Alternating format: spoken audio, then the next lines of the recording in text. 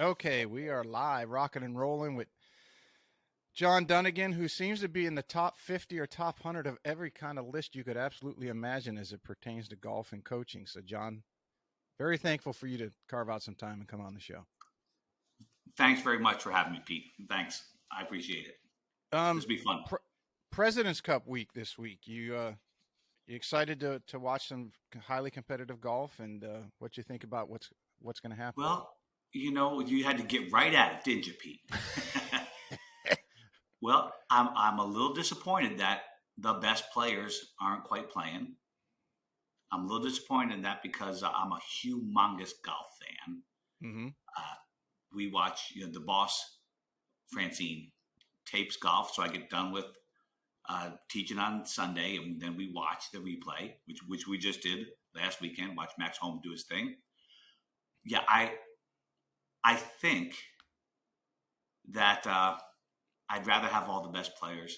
It's going to sound so bad, but I got to tell you, it is obvious to me that Live Golf shook up the PGA Tour enough for them to make a change really, really fast. So Mm-hmm. whatever our feelings are about it, seems to be working. So I will still watch, but I'm just a little bummed that we don't have our best talent out there.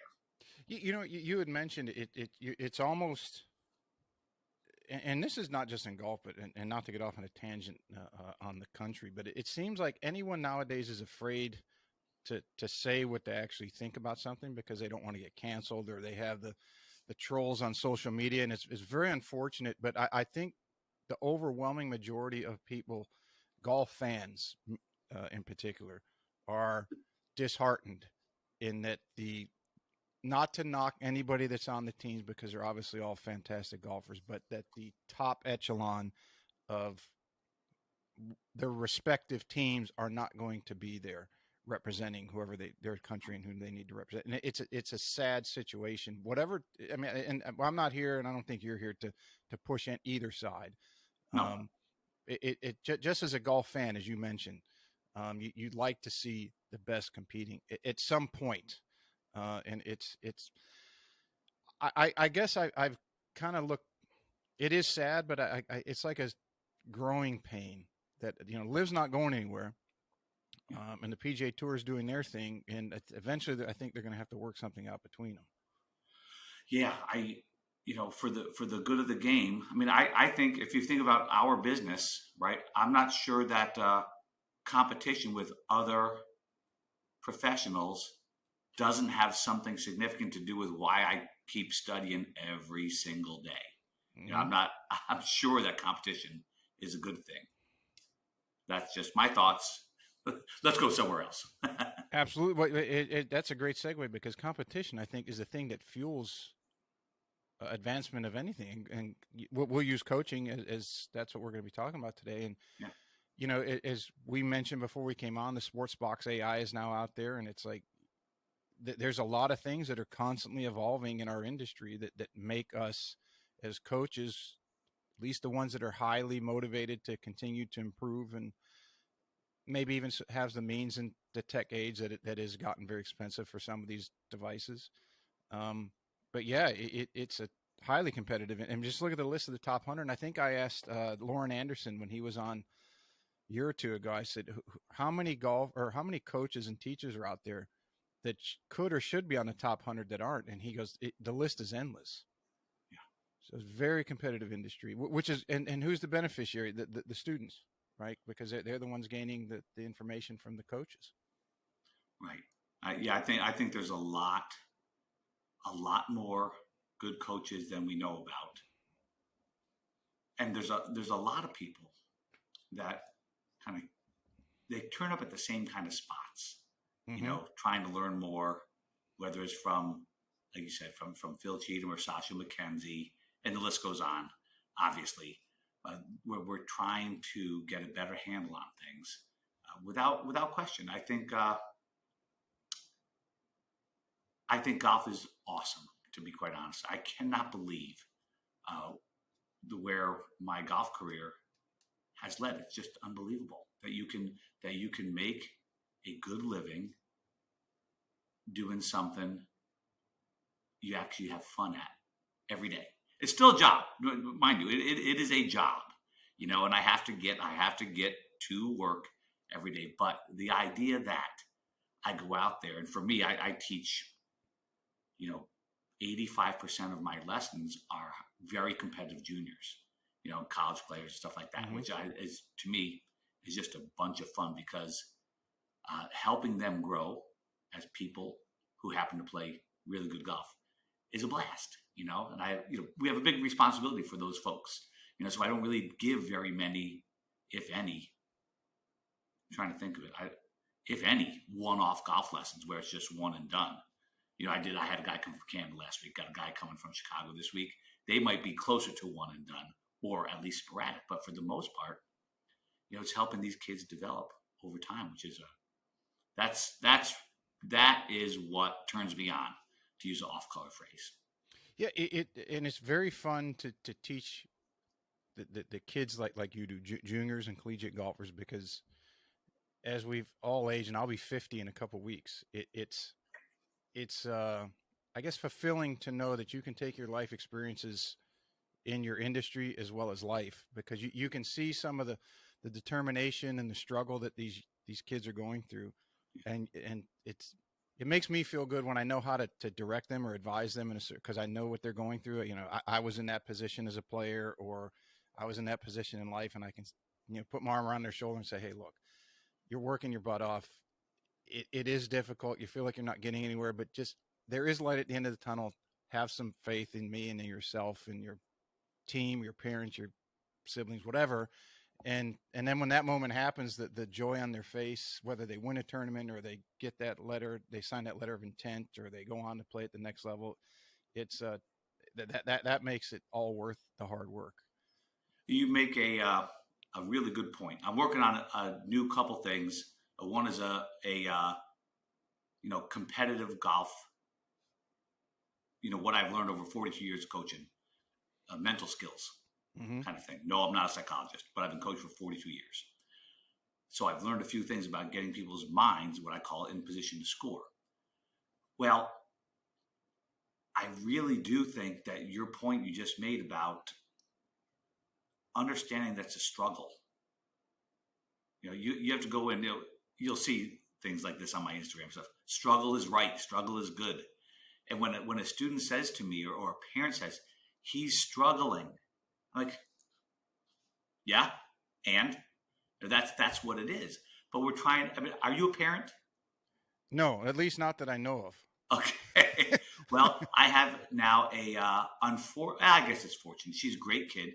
She's 17, senior in high school, and she's going to play golf in college at William & Mary, and I'm very proud of her, Mary Grace. I can feel it as parent trying to snowplow all obstacles in her way. And we do that. I think it's part of the deal, but the hardest thing to do is to let your kids struggle. The even harder part is to get them to understand that struggle is required. Instead of trying to remove the struggle all the time, we got to get them to understand, no, struggle is what we do.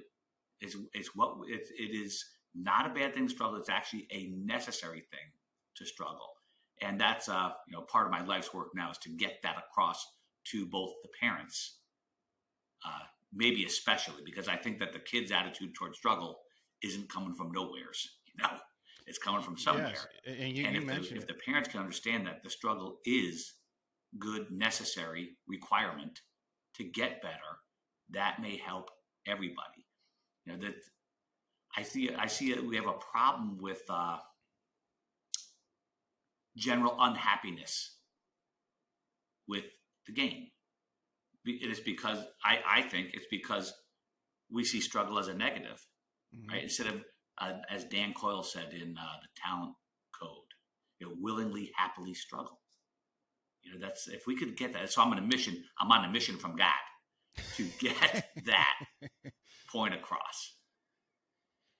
And you hit the nail on the head. Struggle and failure are necessary things. I mean, for anybody who follows like a Tony Robbins, Ed Milet, Jordan Peterson, that how do you get experience, well, you have to fail. And how do you fail? Well, you have to at least attempt to do it. And you're not going to be good at something that you haven't done before. Right. And the only way you're going to get good at it is to do it. And you're going to continue to fail until you have a better understanding of it. And to your point is, get comfortable in that struggle. It's like, I mean, I myself and a number of guys that I used to play with, when we were trying to make the PGA Tour, it that never ends. And I tell students like that, okay, what do you want to do? Oh, if I could just break 100, I'd be happier. If I could just break 80, I'd be happy. I'm like, well, let me stop you right there, because it never ends. It's you want to break 70, then you want to shoot 64, then you want to shoot, and I think that that's a good thing, because that's what drives everybody. But accepting the struggle and almost saying, okay, not what can I play to at my best, because I think that people think that they need to play their best all the time, in large part because they see on TV, whether it's the men or the women, that they're making every putt inside of 8 feet, and they're not missing fairways, and they're hitting 15 greens around. And they have a big misconception on what golf is. They don't see the players struggling to make the cut that are one over and hitting it crooked. And then they get this idea that they have to play perfect golf, and then they get in their own way. That's a big disservice to people. And I tell all my folks, look at, if you played your best golf every time, we'd call it your average. And Tiger Woods said maybe 3 times a year he plays his best golf. I try to get these folks to know this kind of business. And really what I'm trying to get them to understand is, look, since your B game and C game are going to show up, your B game is going to show up way more often than your A game. Your C game is going to show up as often or more often than your A game. How about this? Let's learn how to not be so damn surprised by that. How to not be put off by that, but go, okay, so job as golfer, what's golf? Take the stick, hit the ball to the hole, right? And just keep taking the stick and hit the ball to the hole as few times as you can that day. That's our definition of compete. Do the best you can with whatever you have that day, and regardless of the number, which is not that easy to do. But then you have to keep coming back to what's the nature of the game. Just hit the freaking ball. Mm-hmm. But people are so caught up in posting their Instagram results and the social media and the parents. And I'll tell you what, the heartbreaking thing, when I'm at tournaments with my daughter, I've been to a bunch of them, which is a riot. I do a lot of this. Even if she makes a horrible mistake and she makes a nice putt, good putt. Mm-hmm. But I see the kids looking over their shoulder to see dad's reaction to their bad shot. And it's this tough sport, man. It's a tough sport. So the idea is this. At its nature, if you think that struggle's not coming, you have a real problem. Okay? Now, if you're trying to avoid problems out there, trying to not make mistakes, how do you play freely? If you can explain that to me, I'll take it. But if you're out there, and I tell my own daughter, just give it hell, kid, and we'll cry later if necessary. Mm-hmm. But during the time, just go hit it. I want free, aggressive swings, smart targets. I know you had Scott on there. I'm a fan of Decade Golf. But I want people to go, look at, if I'm going down, I'm going down swinging. Right. Instead of going down, try to not make errors, because that is just, for why do you play games again? Fun. Now, Peter, I'm gonna give you a problem here. You turned pro, like I turned pro, and I went and played. I played mini tours for 2 years. Sucked. I had no clue. Hit the ball good. No clue. But Peter, the second you turned pro, you made it a job instead of a game. Yes or no? Yes, absolutely. Right? Well, you just lost your soul. Right? And if you could just remember why you play. And if you go back to the original, you don't play because you're good at it, because you sucked when you started. Right? But you were fascinated by it. And then all of a sudden, I'm going to call that the beginner's mind, right? Where you're just soaking it all in, brother. And then all of a sudden you turn into an expert mind, right? I think Zen Mind, Beginner's Mind is a book I read back when you was a baby. Well, once you get into the expert mind where you know, right, now you're in trouble. Now you're in for a world of pain from golf. I think it's a very, very big deal for us to understand the longer, or if you can keep yourself in, nope, I'm still learning, we got a real good chance at this. I'll tell you what, I'm a huge fan of Tony Finau. Never met him. Never met him. But what did he say? A winner's just a failure that keeps trying. Mm-hmm. Right? People need to hear that. Like that message is what needs to be shown on all the social media, internet, and all that good stuff. That's the message we need, not a message of your freaking highlight reel. Because that's what they do on the PGA Tour telecast, right? They show a highlight reel, except for poor Mr. Willett last weekend. Oh, that was, Oof. I didn't believe it. I don't think anybody did. Didn't see that coming. You know, maybe he forgot. Okay, wait a minute. I have to make this putt. Yes, to win. I got a putt to win. Now, timeout. You can't go into that putt thinking that, I don't think. Maybe it's, okay, I'm just going to put it right there at this bottom of the cup speed, something like that. Maybe he got himself in the enormity of the situation, the big picture, instead of, okay, wait, picture's too big. I got to bring this down to something I can manage. I don't know that. I don't know. I didn't check if he was interviewed or not, but I'd like to see that if he was. Wild game. It's some kind of game. Do you think that if you use those two comparisons, and I really hope, I mean, Danny, I don't know him. I know some people that know him and say he's a very good guy. And I really hope that at some point that whatever he learns from that he's able to capitalize on that, be it in a major or a WGC or one of the, Arnold Palmer or some big event.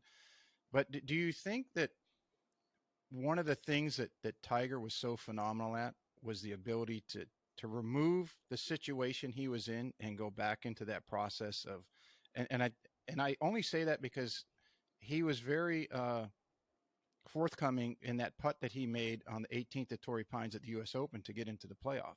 Remember, he talked about, going through his process, focusing on the task at hand and really not allowing the magnitude of the situation to cloud his mind. And it just, to me, every time that he seemed to be in a big situation, he would revert back to that. So I think his dad and he developed that so well through his youth. And to your point is, okay, if you don't do it, so what?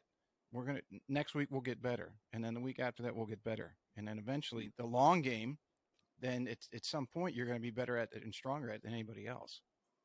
Yeah, I know I can't concern myself with making or missing it. I believe that was one of his verbatim quotes. Mm-hmm. Think about that. He has the mental capacity under the gun with the most heat on to go, I cannot putt the consequence here. That I call putting the consequence. Make it or don't miss it. That's consequence, and it's in the future.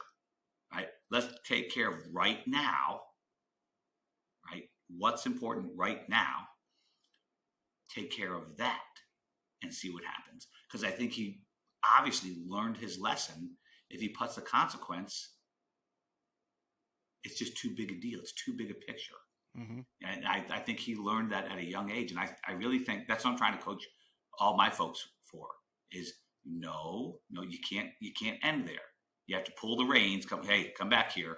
All right, what do I have to do to make this putt? I think it's a very big deal to have that to catch yourself and have it in your process of playing the shot, right? You have it in your process that your brain is exactly where it's supposed to be to give you the best possible chance. Of course, there's no guarantees. You know what? There's just no guarantees at all. But just give me the best possible chance, and I'll, as long as I've done my thing, I'm okay with that. But if I fell into the wrong mental state and then blew it, that's even a little bit harder to take. It's a little bit harder to take because I didn't even control myself. And if you don't control yourself, good luck controlling the golf ball. Mm-hmm. Do you implement that early on with a lot of your juniors and, Oh, yeah. that process so that Yeah. that foundation is laid well in advance of them getting to, say, competitive junior golf? Yeah, positively. It starts right in the beginning. I have this, from this book I'm doing. I have a whole bunch of slides. It's the book right now is in huge. It's in a PowerPoint format. I'm going to do it. It's going to be a video book, not a written book, I don't think. So people can handle bites of it at a time. And we go over, some, not all, but some or many of the slides and have a discussion on putting your brain in gear. It's a service I'm trying to give them because I'm trying to help them understand, navigate the whole thing, the whole competitive golf thing. And I know that all we see is swing technique stuff, right? It's the sexy part. I'm telling you, this golf swing stuff is not at all the hard part. Not at all. It's this. Doc Brett McCabe, he's been on, and I know you're a big fan of his, and he's been posting quite a bit recently, meaning the last couple weeks and months, about parents being the helicopter parents, more or less, and your child is going to make mistakes, and they're going to miss a 4-foot putt. As we alluded to, Danny, well, kids are going to do that, and for them, it's not like they're not trying their hardest. And then, the parent jumps on it. Well, how could you miss a 4-foot putt? It's like, okay, well, the pros, if you look at the statistics, don't make all of them. So ease up on your kid because, you're taking a 10, 12, 15-year-old kid and you're going to compare him to the seasoned professional on the PGA Tour for a decade. What are some of the ideas or other things that you see in junior golf that could be done better or that aren't being done enough? Okay. All right. Number one is what you said right there. The thing is, to your exact point, so now you've just hammered poor Johnny because he missed a 4-footer and lost. And you're telling them effectively think about this, how stupid he is. Like he's not already beating himself up.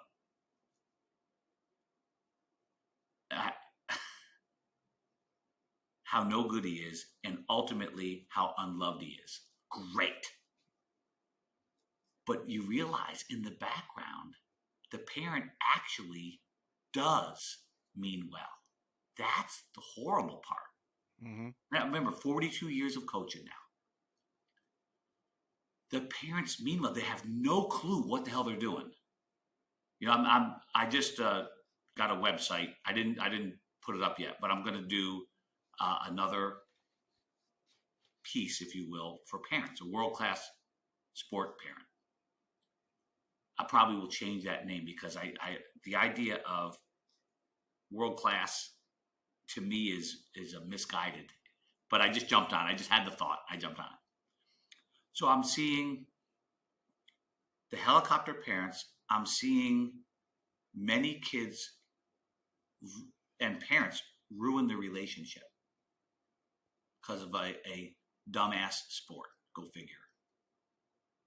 Right? That's awful. I see kids that have no ability to separate themselves from their scorecard. Right? But it's because we keep, as parents, hammering it on them. Right? We keep doing it. I'm going to tell you a story, and hopefully my kid does not see this. So Mary Grace, who I love more than anything in the entire world, playing tournament, super hard par 3, 185 yards. The green is insane. It's like this, and there's water on the right fringe. And she hits it in the water when there's room left. Now, I personally am not happy with that. I'm like, you got to be kidding me, because to me, the target goes left edge of the green. And if you hook it and you have really hard up and down, fine. But she hit it in the water to the right. Okay, fine. She makes a triple. And I'm not mad because she hit it in the water. I'm mad because that ball went right on a don't go right. Did you play it left? Because I know my kid. She was probably trying to hold it out. Mm-hmm. Right? Like you're me. That's bad, bad discipline with playing the game. And I'm not a happy camper. She gets on the next hole, and she just murders her drive. And she says to me, "Hulk smash," which I love. Okay, and she gets up there, and she stuffs the next shot and makes birdie. Right, and I'm still in the gut. I'm not showing it, mind you, but in the gut, I'm still not the happiest. Right, and I say to her as she walks off the green, I'm a swear, okay? I'm swearing aloud in your podcast. You can say whatever you want to. I said, Dunigan, you are fucking relentless. I love that about you. Because that relentlessness is one of my that's one of my highest pillars, is being relentless. And that's just how she is. And I'm trying to get all of my kids, right, to embrace that struggle rather than keep trying to run away from it.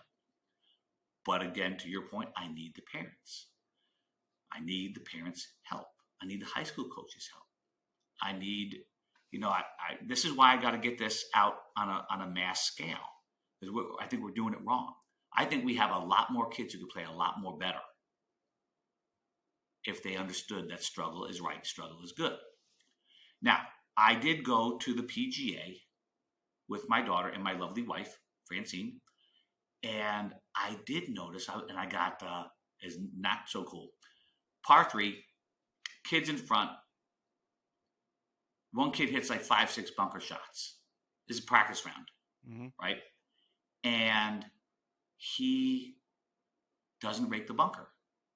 That's a practice round, but still, in what world do you not rake a bunker? Yeah, it's basic etiquette. Yeah, in what world do you not fix the ball marks on the green? I don't get that.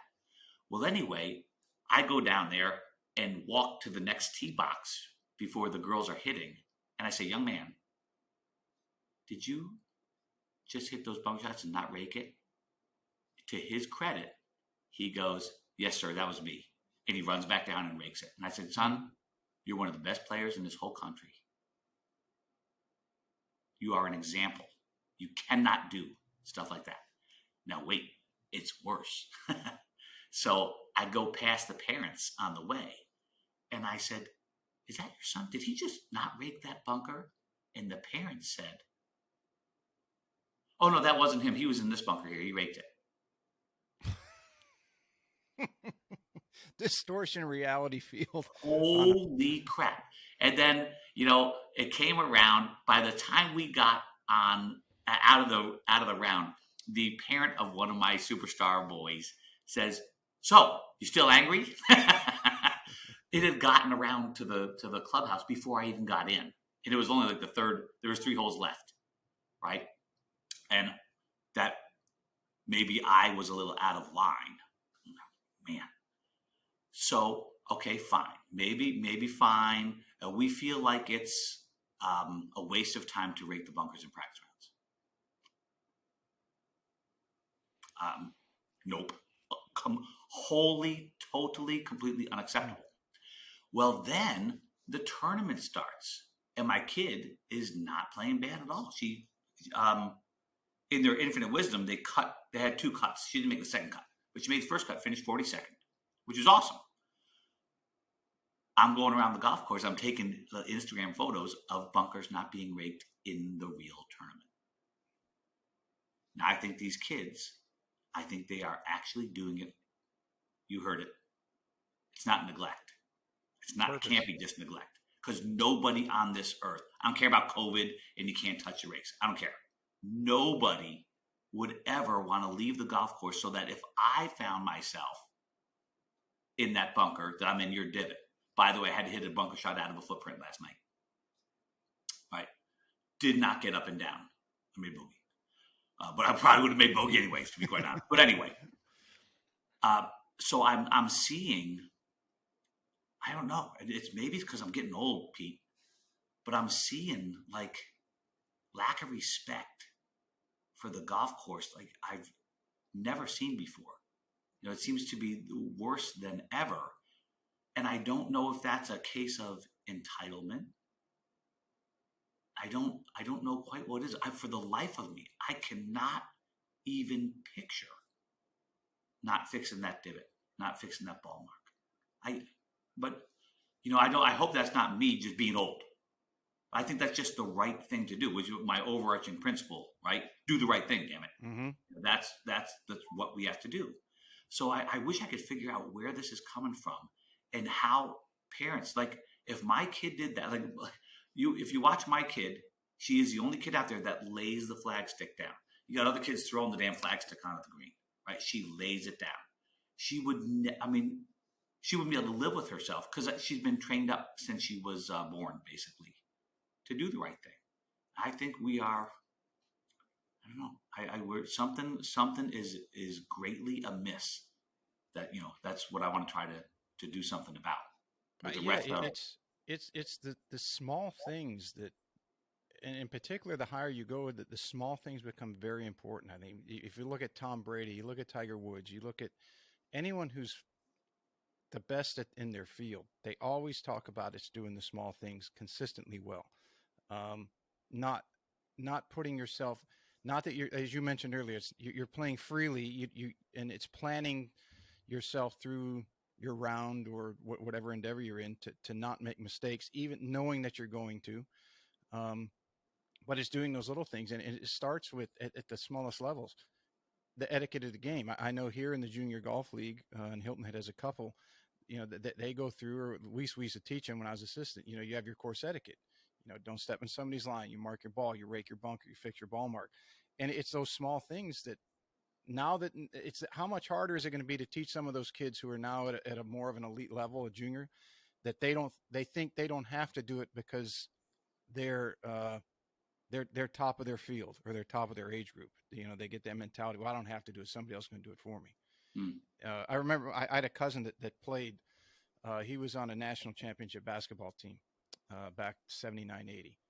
And he was telling me years later, because I was just a kid back then, that at that time, big time collegiate sports did not prepare you well for life. I mean, he went on and got drafted in NBA, ended up not making it. But he said, they do your scheduling, that they cook all your food. They basically did your laundry. They set up all this stuff. Here's what you're going to do. Here's where you're going to go. And then if you didn't make it to the pros and now you're out in the real world, it's like, okay, how do I don't even know how to manage my own self. How am I going to get by in this world? So I think we're setting kids up, kids meaning anything from, young golfers to collegiate golfers, for failure later on, or at least not preparing them mentally in the event that they don't make it, and that you can't coddle them. Does it help them advance faster than maybe somebody who is doing all the small things? Probably. I'm sure somebody could make that argument very strongly. And that if you eliminate some of the things that your kid has to do, that they're going to advance faster in that small little segment. But the kid who has to do all the things is going to get there eventually. And when he does, he or she is going to be much better and well-rounded than the kid who didn't have to do anything and then thought that they were entitled, to use a word that's been thrown around quite a bit in society lately. Yeah. There's something to that, man. There's definitely something to it. But I think it's the overall approach. Like the big picture. If I use my own situation again, the big picture, why did I want little Mary Grace to play golf? It wasn't to play golf in college. It wasn't to be a pro golfer. It was to hang out with her dad. Mm-hmm. Right? So we would go, and this would drive most people up a wall. And a lot of my pro friends have asked me, how did you get your kid good at golf?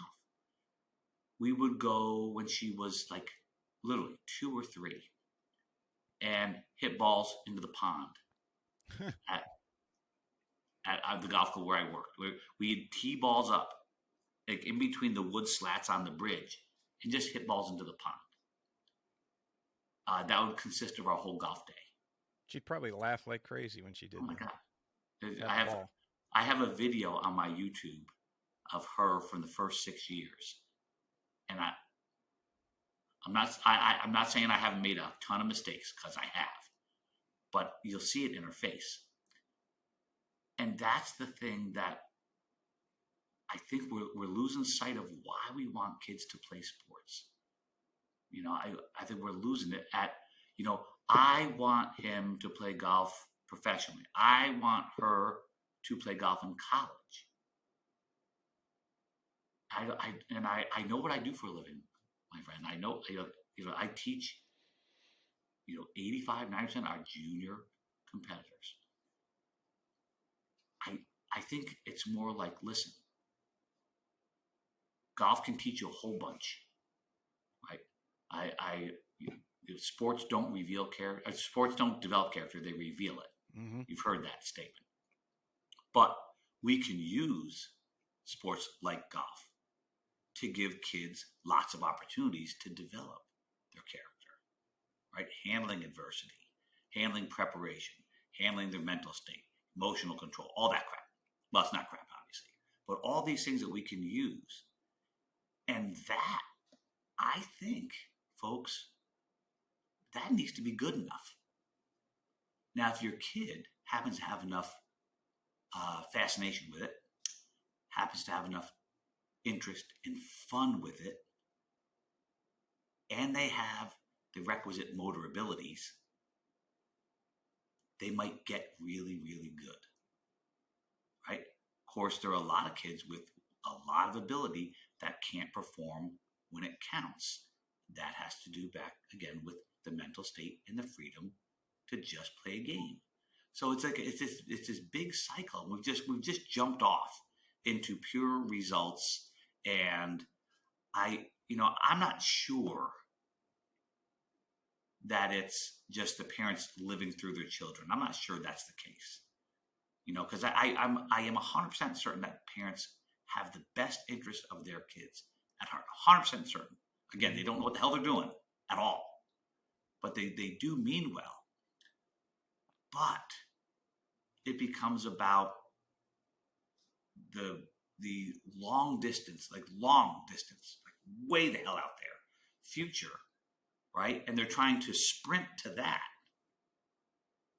rather than just take care of these, to your point, little bits, right? A little bit of this, a little bit better, a little bit better. And if it gets a little bit better enough, guess what? Maybe they do become a college player, right? That's cool. Maybe they do become beyond that. But I'm not sure that the pushing the kids is going to be what gets them there. I'm not sure at all. If you think about how much you have to love it. Yeah, there's a lot of, there's part of a reason why there's only X amount of percent of golfers who play in the world make it to the elite level. I think it's to play professionally at any professional level. It's like 0.5% of all golfers who play golf get to play golf for a living. It Mini Tour, Corn Ferry, Challenge, Euro, LPGA, PGA, and that's because there's so many things involved in it. I mean, I use the marriage analogy quite a bit when I teach golf, and one is, it's a very special thing, the same way that being married for 10, 20, 30, 40, 50 years is, right? It's a very special situation for something to last that long. You have to be a very special individual in a lot of different things to play golf at an elite level. Going back a little bit, when you said that when you turn pro, golf went from being something that you started when you were not very good at it, a fun endeavor, to now it's your job. And people used to tell me, well, you play pro golf, that must be the greatest thing in the world. And I used to use the analogy, and I said, this is not to knock either one, but I equate it to being married, where when you were dating your wife or your husband, it was a lot of fun. You would go out on Friday or Saturday night, and you'd go dancing, you'd go with friends to a movie, whatever you did, very social oriented. And if you got in an argument during the week, you could go to your own apartment or your own house or wherever you're staying. You were separated.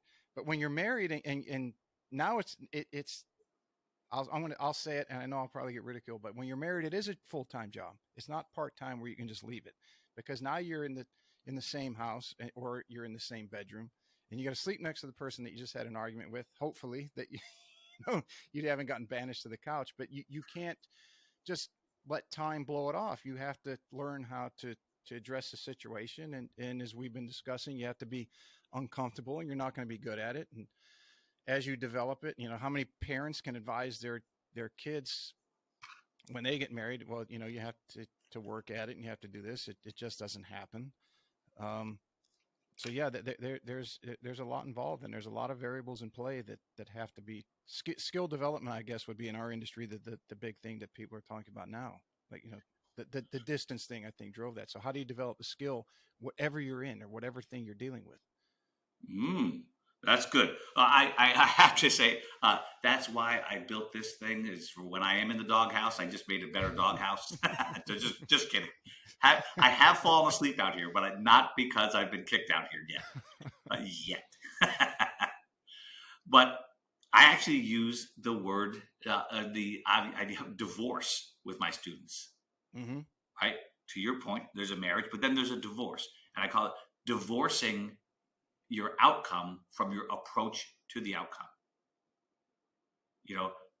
It's really important that people can understand that you really, I hate to tell you this, you don't control your score. Now you can jack up your score a bunch, right? But you don't control your score, or I wouldn't be teaching you, right? That's just a fact. You don't actually control your golf swing, right? You influence it, but if you control your golf swing, you'd never miss.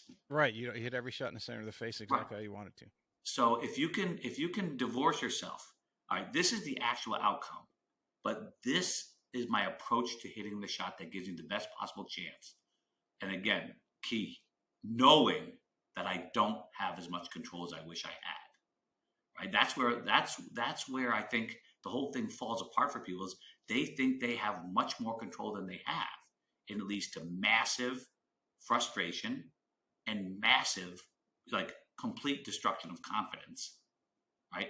And that leads to now we're not competent anymore. If you can just hit the freaking ball, take the stick and hit the ball, and then go find it, hit it again. Really big deal. Really big deal toward getting better at, I think, anything, even golf. I was a classical guitar major in college 100 years ago, and I really think it'd be really interesting if all of my students, all of them, had to play like serious, not taking trumpet in high school where you'd pick it up for a trumpet class and you never pick it up again, but really had the passion to actually learn. You would understand what it takes. One of my boys said, well, "Do you still play scales?" This kid has played has played at least 3 times at Carnegie Hall. Wow. Carnegie Hall. Piano. Now he's learning classical guitar, which is really cool. So, do you play scales? He goes, every day. You like it? Nope. You do it anyway? Yep. Well, here's your scales in golf.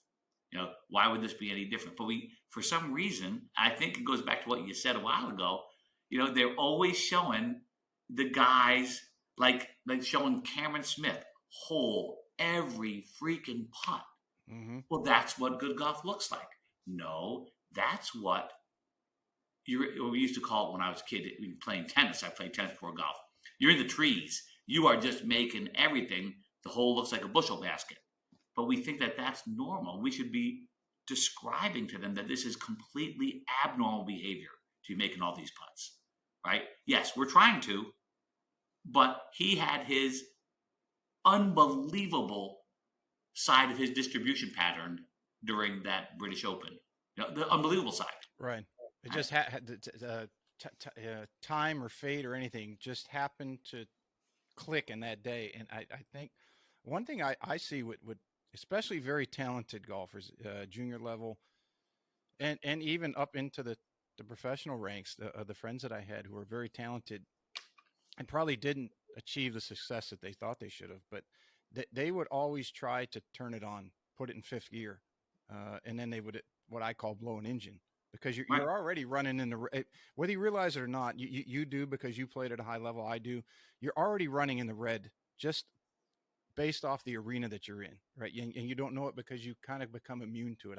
That my theory is that you get in that arena, and compared to the average everyday golfer, your level of concentration focus is just way up there. And for you to try to push the accelerator on a final round or the final nine, you blow your engine. You press too hard. You Yeah. don't even realize it. And it took me a number of times in the final round, in particular on the back nine, where I thought, okay, here we go. I'm going to really go at it here. And then, okay, hit it in water, make double bogey, and now you're out of the tournament a few holes later. And it took me a while to learn that. The other thing that never dawned on me, and I was guilty of this myself, was beating yourself up too much, because as we mentioned earlier, yes, right, you have That's this my special expectation. skill. And someone, I don't know who or where I saw it, but it was I think it might have been during the Ryder Cup or President's Cup. One of the announcers or one of the guests they had on said, you would never yell at your partner in, let's say, in the President's Cup for missing a shot. So why would you do it to yourself? In fact, you actually apologize. If you miss a shot in a team event, you're actually, hey, man, I'm sorry I did that. No, okay, don't worry. I get it that we all miss shots or we don't hit them the way we want to. But when it comes to playing individually, you'll tear yourself to pieces for a hole or for a 9 holes or even after the round and say, how the hell did you miss that shot? How can you be so bad? You're terrible. You're no good.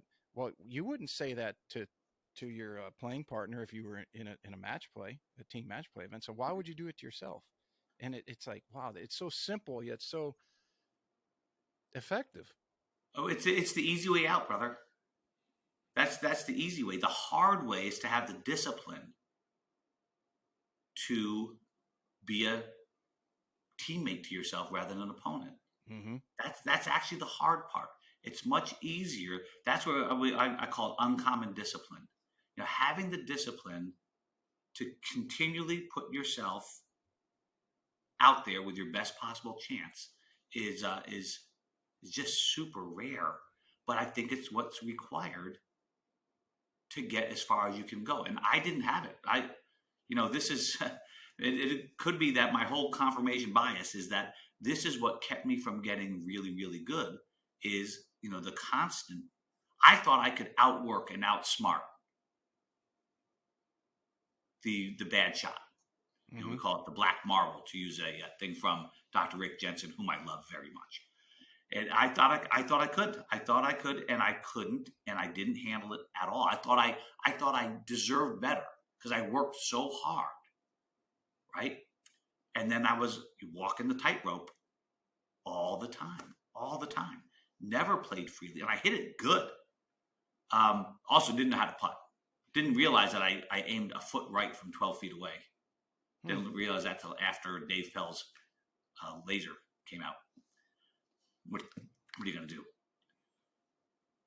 It's, gosh, if you think about it, what's going on right now, we teach golf swing as the skill.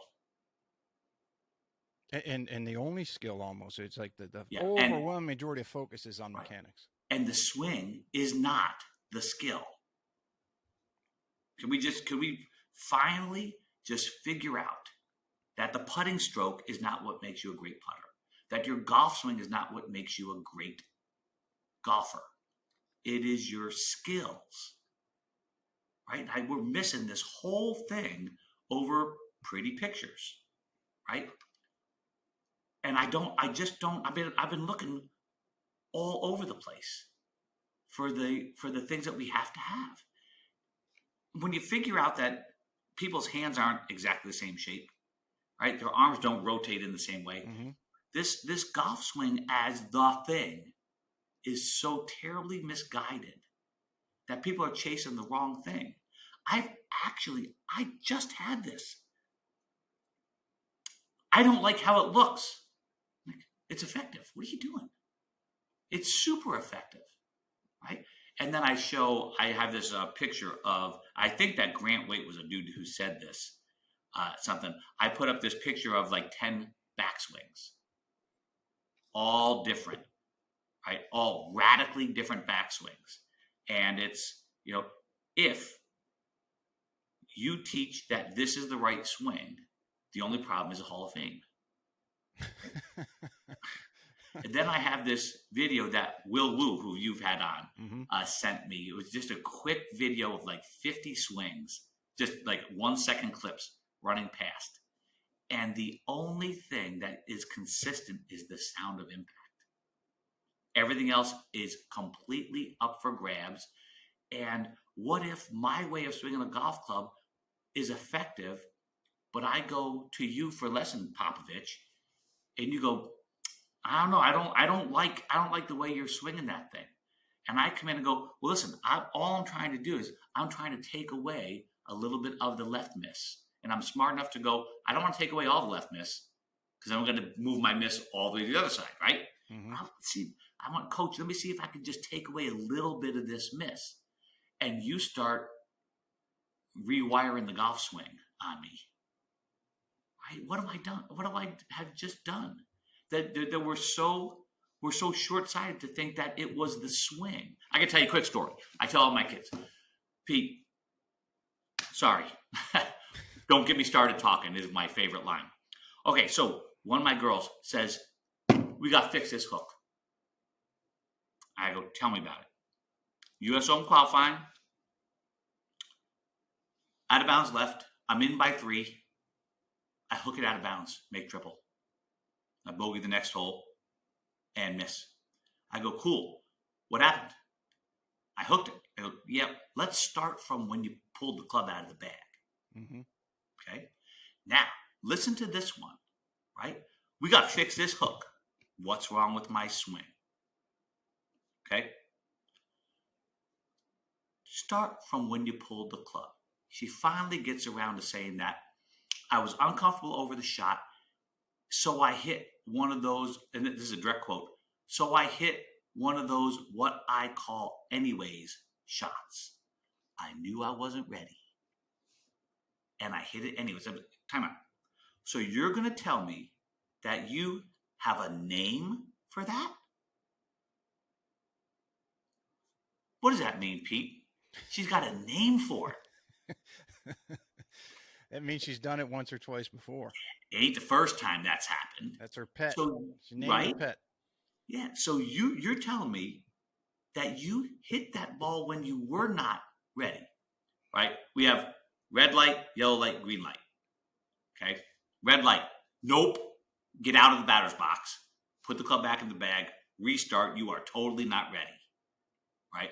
So she hit an unfocused, uncommitted golf shot and is blaming the swing. That's what we do as golf pros, right? That's what we golf teachers do. Oh, that swing.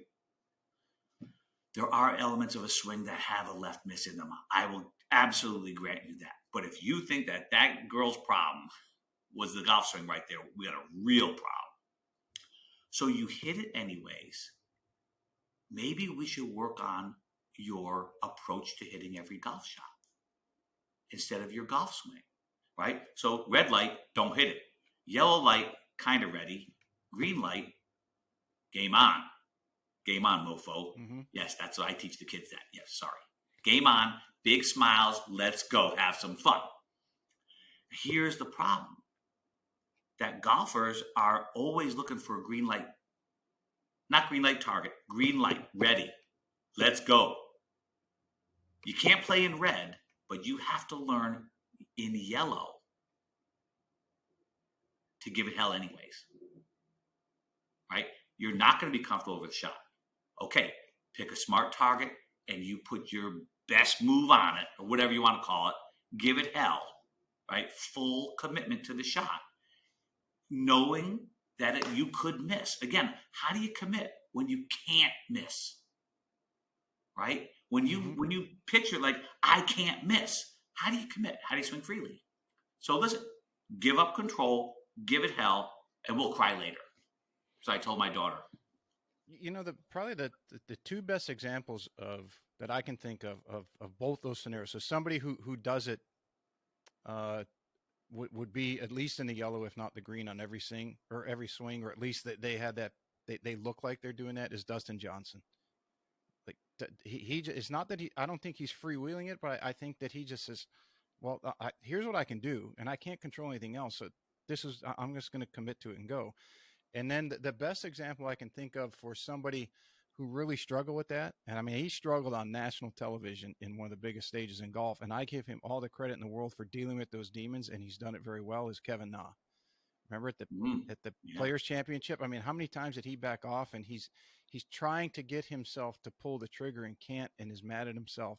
And here he is in one of the final groups on one of the largest stages in golf. And then he eventually worked himself through it, and that was very good to see because, I mean, here's a guy that exposed himself, and he's trying to do everything he can. I don't know who he got with to work on that and improve, but I give him all the credit in the world because, man, that is some digging deep to get something to work that is really causing you a problem, and not doing it with, okay, I got to take it back to here.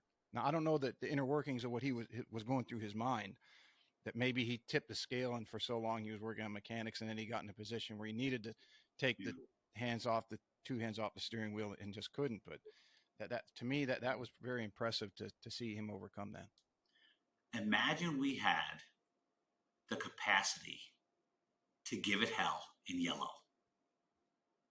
How cool would that be? Mm-hmm. How cool would that? That's what I'm trying to train my people. I'm trying to train them, and I know I keep saying it, but it's, you have to have permission. Like Brett McCabe says, you have to be vulnerable to failure to be able to do that. Do you think that the failure, if it's phrased correctly or the perspective is changed, that it's like it's not so much a failure, it's just revealing something that you have to improve at, that maybe our students would look at it and say, okay, I took my hands off the reins, and my iron, I can sit on the range, and when I play with my friends, I can hit my irons everything from a 7-iron down inside at 25 feet, and I'm better in tour average. But when I go and play in a tournament and I take those reins off, sometimes I miss the green. I hit all my shots to 40 feet, and it's like, okay, wait, as you said to that young lady, let's back up, because your swing is not the problem. We don't need to go hit more 7-irons on the driving range. We need to put you in a situation that's going to mimic the best we can that tournament situation, or what is going through your mind, so that we can make that part of your thought process much stronger, so that it goes from 40 feet back to 25 feet as you can do it with your friends. So that's the area of improvement that we need to focus on. And I guess a very rough analogy would be, if you're not good at, let's say some type of, at a bench press, and you have a hole in your bench press, you're not going to go work on your legs to try to improve your bench press. Let's go find out what portion of that and what section, the top, the middle, or the bottom, that you're weakest at. We'll strengthen that, and then that will improve on the whole. Absolutely. Some of that might be that the way that you are, we call it the 3 Ps. Practice, not a game. We're talking practice, prepare for battle, and then play the game I love. That's, I'm from Philly, Allen Iverson. People don't get that. About practice. Talk about practice. Well, anyways, it could be that the golfer is not preparing properly for taking their game to the golf course. That's part of what, our Will Wu and I do in our skilled coaching lines. The approach to preparing for battle is missing. Golfers, there's 2 ways. Golfers are often purely in practice mode, right? They're trying to get their swing looking perfect. They're looking on the video, and it's a little out at P 6.75.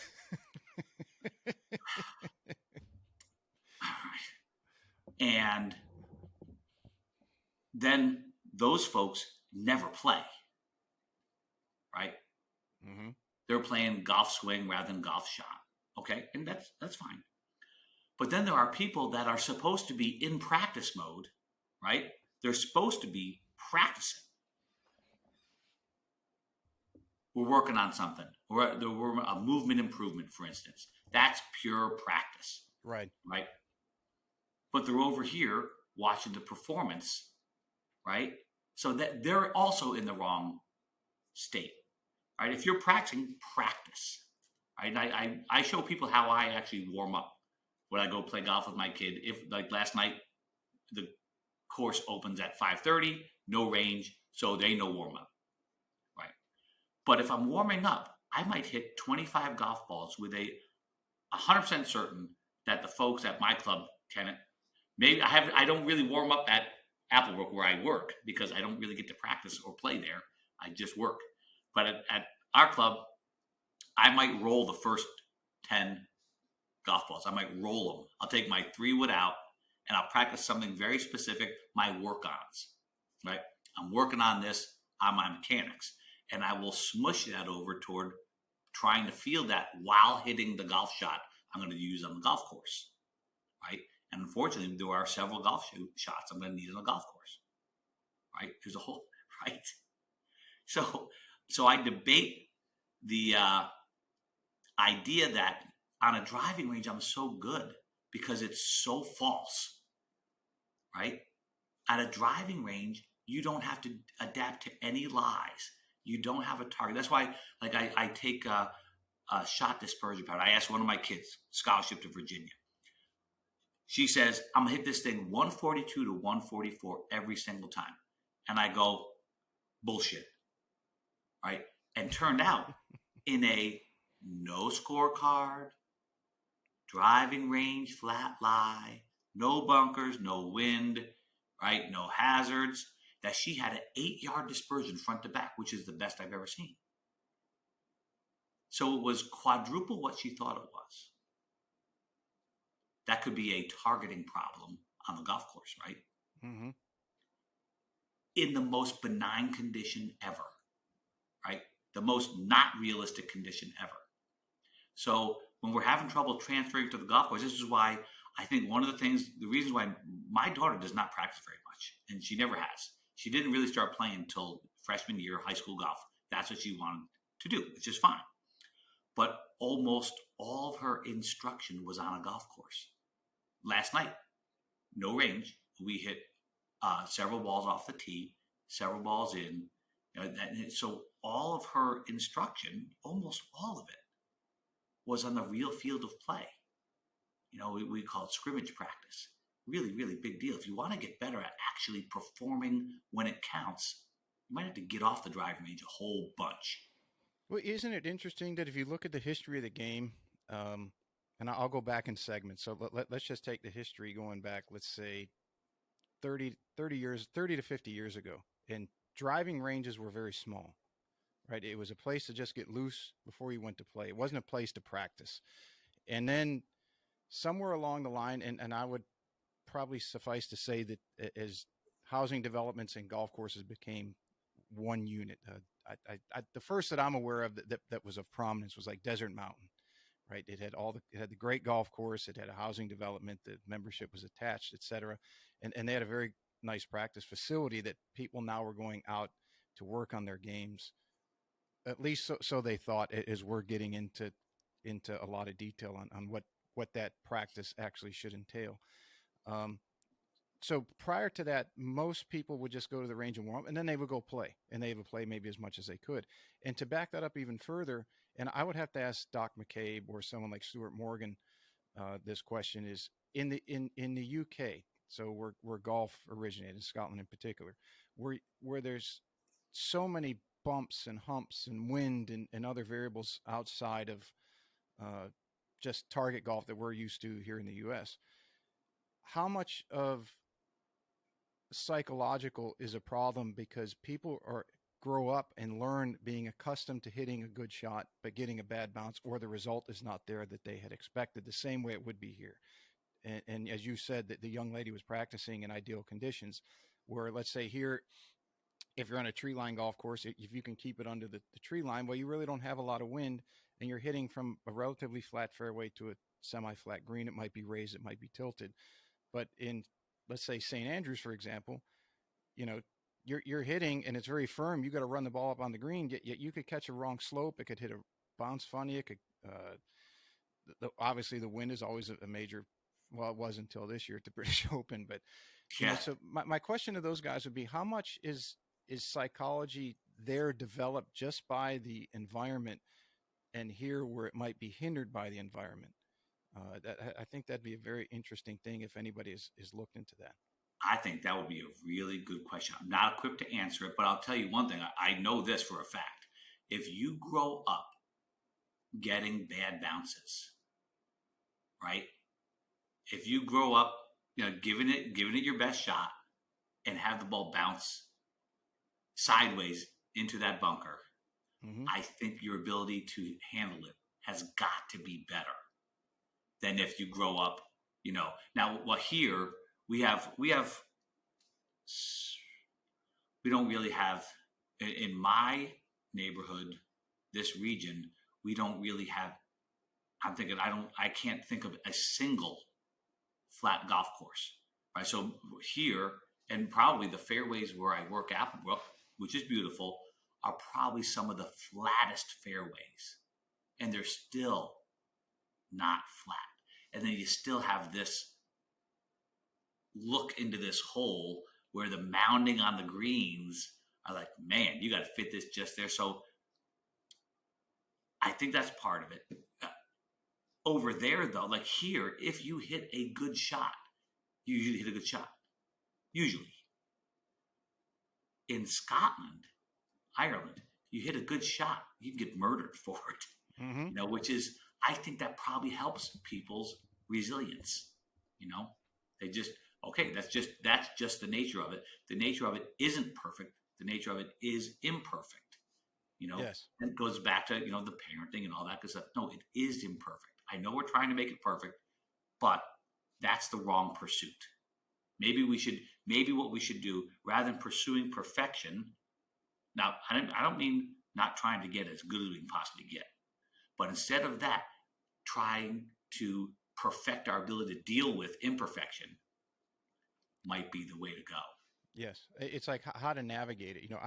I had a student for a long time, and he's a great kid. He's playing professional. He just missed it first stage on a DP tour, but he's come a long way. I taught him in high school and through college, and I back then I was barely I didn't. I bet I wasn't playing once a month back then, but we would go out and play, and I would beat him, and it would drive him crazy because he could hit it longer than I could at that time. He could hit it better than I could. His whole game was better than mine, and he would get so frustrated. One day we were driving home from the golf course, and I said, "Look, you just haven't learned yet when to apply yourself, when to back off, what to apply in a particular situation." I said, "One, if you're going to play pro, you're going to have to learn that." Now that was I'm going to say about 6 years ago, and he's obviously learned that because he's done very well on the Sunshine Tour in Africa and the Ernie Els Tour.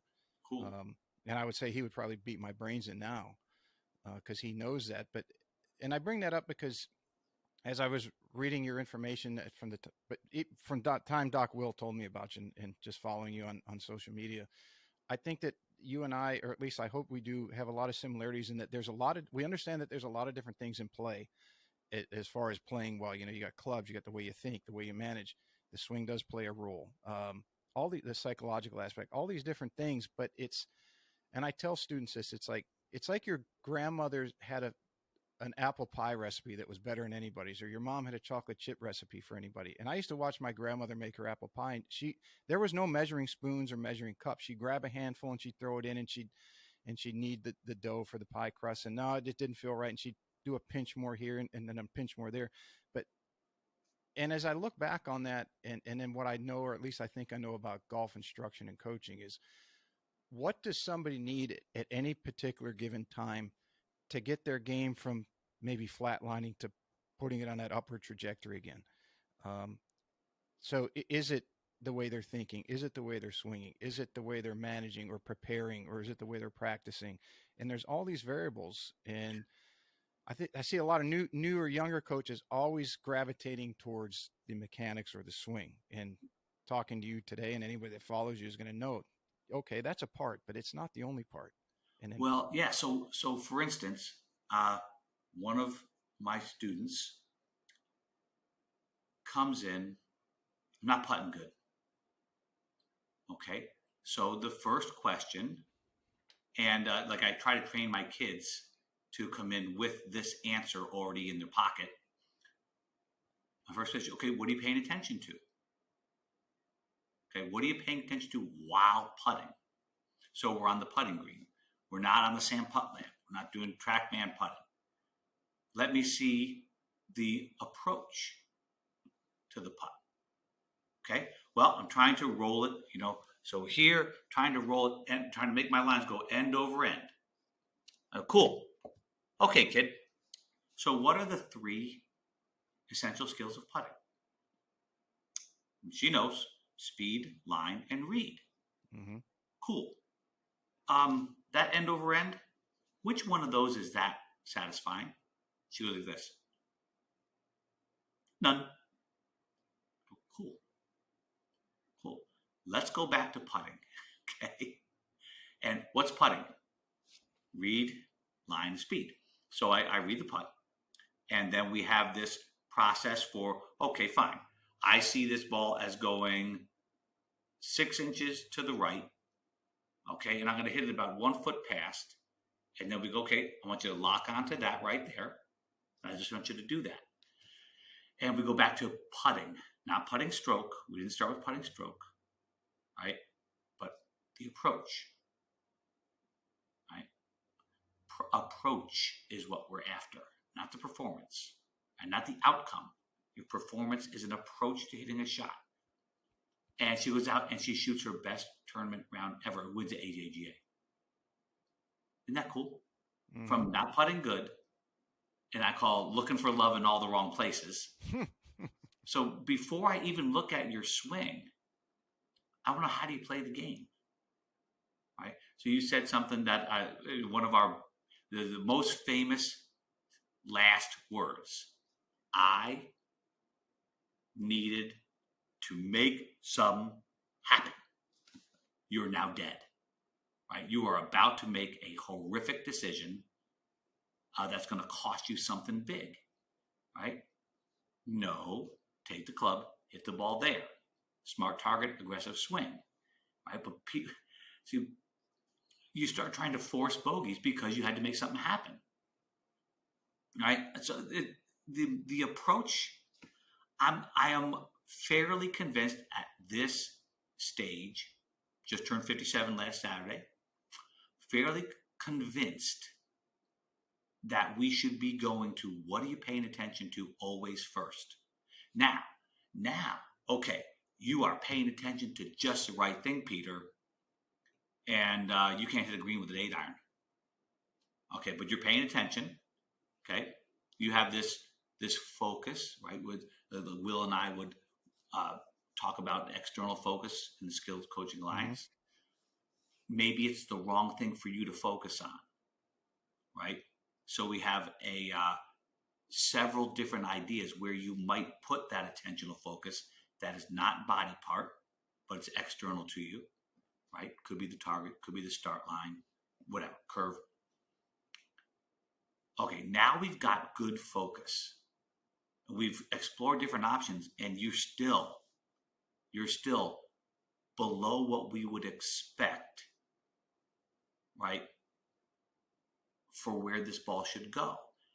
And we see now, we go back to, so it's like, so what's wrong with your golf shots? How's your approach to hitting them? Okay. What's your club doing that's causing that? Okay. We've just exhausted all 3. Now maybe it's your swing. And then you have to understand the things that can make a club appear left, even though it's not really a closed club face. So you would say, because you're a good golfer, you would go, Dunigan, it's a fucking closed club face. The ball just took off left and hooked. I'm like, yeah, I get it that the club ends up being closed, but maybe there's something more to it than that. That's where, like you were saying, the sports box or the 3D or the K vest or the swing catalyst. I got one sitting over there that's somewhere you can't see it. Oh, there it is over my shoulder. There it is. That's just the pressure plate. At work, I have the dual force plate, motion plate. That's where that can come in. And that's where you kind of have to understand that, what I call the law of the circle, right? Mm-hmm. The circle, the golf club's orbiting around you. And these are the things, the way you tilt, turn, bend, shift, lift, and thrust. All that good stuff. Using the ground is maybe part of how you even get there. Then you put all that stuff together, and then you can usually go, hey, you know what? The reason you're hooking it is because you're got way too much weight on your left toes, at and through impact creates a pivot stall, right? And I tell people, okay, well, you stalled out because you're on your tippy toes, you can't turn. That's like, you've got the Starbucks on the front seat of the car, which I actually made this mistake in my really cool car. And I jam on the brakes. The coffee goes flying against the window. Well, that getting onto the toes and not getting off, right, ends up being a brake. It starts maybe being an accelerator, but if you stay there too long, it's a brake. That shuts the face. Then we come up with some stupid, simple external cue, not a body part. We don't say you're on your toes too long. I might say, listen, like your left heel. Okay, I want you to put out a cigarette butt on your left heel on the way through. Or I want you to do something like, imagine your left heel's in the ground, the heel of the shoe, and I want you to just twist it like this coming into the golf ball. We give something super simple, not body part focused. I know that almost all golf instruction is body part focused, but there's way too much research out there that says it does work. So internal focus, body part focus does work, except it's way less effective for both learning and performance than external focus, right? Your shoe rather than your foot, right? Hey, get that left side of your belt or put the stick through the belt, right? Turn that stick. Those are much better. Now, Will does not like it when I say this, but I like it. So there. And it's like, so when you tell yourself, I got to get my hips open, that's one thing. I think your brain is going, I have hips. Or when I put a stick through your belt loops and I put another stick behind you, hey, can you hit that stick hard with the stick across your belt loops? And your brain goes, no problem. That's what I see as coaching, the difference in the ability to execute the cue between external and internal. And the thing is, this is the thing. This is the thing, Pete. That external cue will create, if we pick the right one, we have to have a bunch of them in our back pocket. That external cue will show an immediate change in movement. Or it's the wrong cue, right? Immediate, like that. And that's what you see when you do this. This is why we created the Skilled Coaching Alliance. Because that right there, the change is so fast. They ain't learned nothing yet, Pete. Right? There's before and after photos. Look at these changes in the golf lesson. It's complete bullshit, by the way. Nothing was learned. We call that obedience. Okay? The student is following instructions. Nothing's been learned. Maybe, hey, when I do this, it does seem to create better contact or better takeoff direction or better curve control. But nothing's learned. It takes time, right? But we know that for both learning and performance, external beats the crap out of internal focus. I have become somewhat amazed at how many students and lessons I've had were in sort of the interview process where I asked them, as you mentioned, what are you focusing on? Like, and I usually phrase it like, okay, what lessons have you had? What are you working on? Is really the way I phrase it to them. And most of the time, they have either gone overboard with that or they focus so much on it, that one thing that they, let's say it's a follow through. They're working on their follow through. Well, they focus so much on that they forget to make their backswing or complete their backswing. And 15 minutes into it, they start hitting it better. That's it. I'm like, yeah, pretty much. I mean, Yeah. we just got them focused back on the entire motion of their swing, instead of focusing on just one small piece that they've been doing for a month, and they just overcooked the turkey. Yeah. Well, I can make your body move differently by cueing what you do with the golf club. Mm-hmm. Right. So I think you're right. It's a big thing. And I ask people, well, why are you working on that? Right. If you ask why, why times 3? Why are you working on that? They'll have usually not a good answer. Yeah, there's usually a pause when I ask them. Yep. Here's what I'm working on. Well, okay, is there a particular reason? Why are you working on it that way? Mm-hmm. Why are you working on it in this fashion? Right? they realize that they don't know why they're doing or trying to do what they're doing. There's no toward what end. Well, I'm just trying to make my backswing look better. Is not a very good end unless you can go back and you know what? Because when I get this grip of the club deeper behind me, right? Okay, that's my trick for getting the arms a little less high, right? Take the grip behind more, right? I'm not working on depth the way we normally call it. Just put the grip over here, right?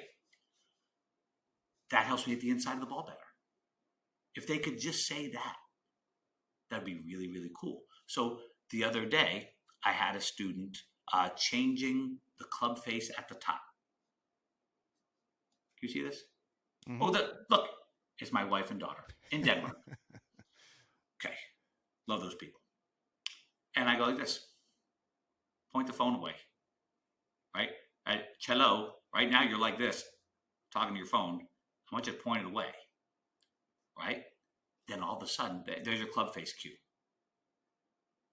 Can you see how the club face would change? Mm-hmm. I'll demonstrate it for your folks, if it's okay.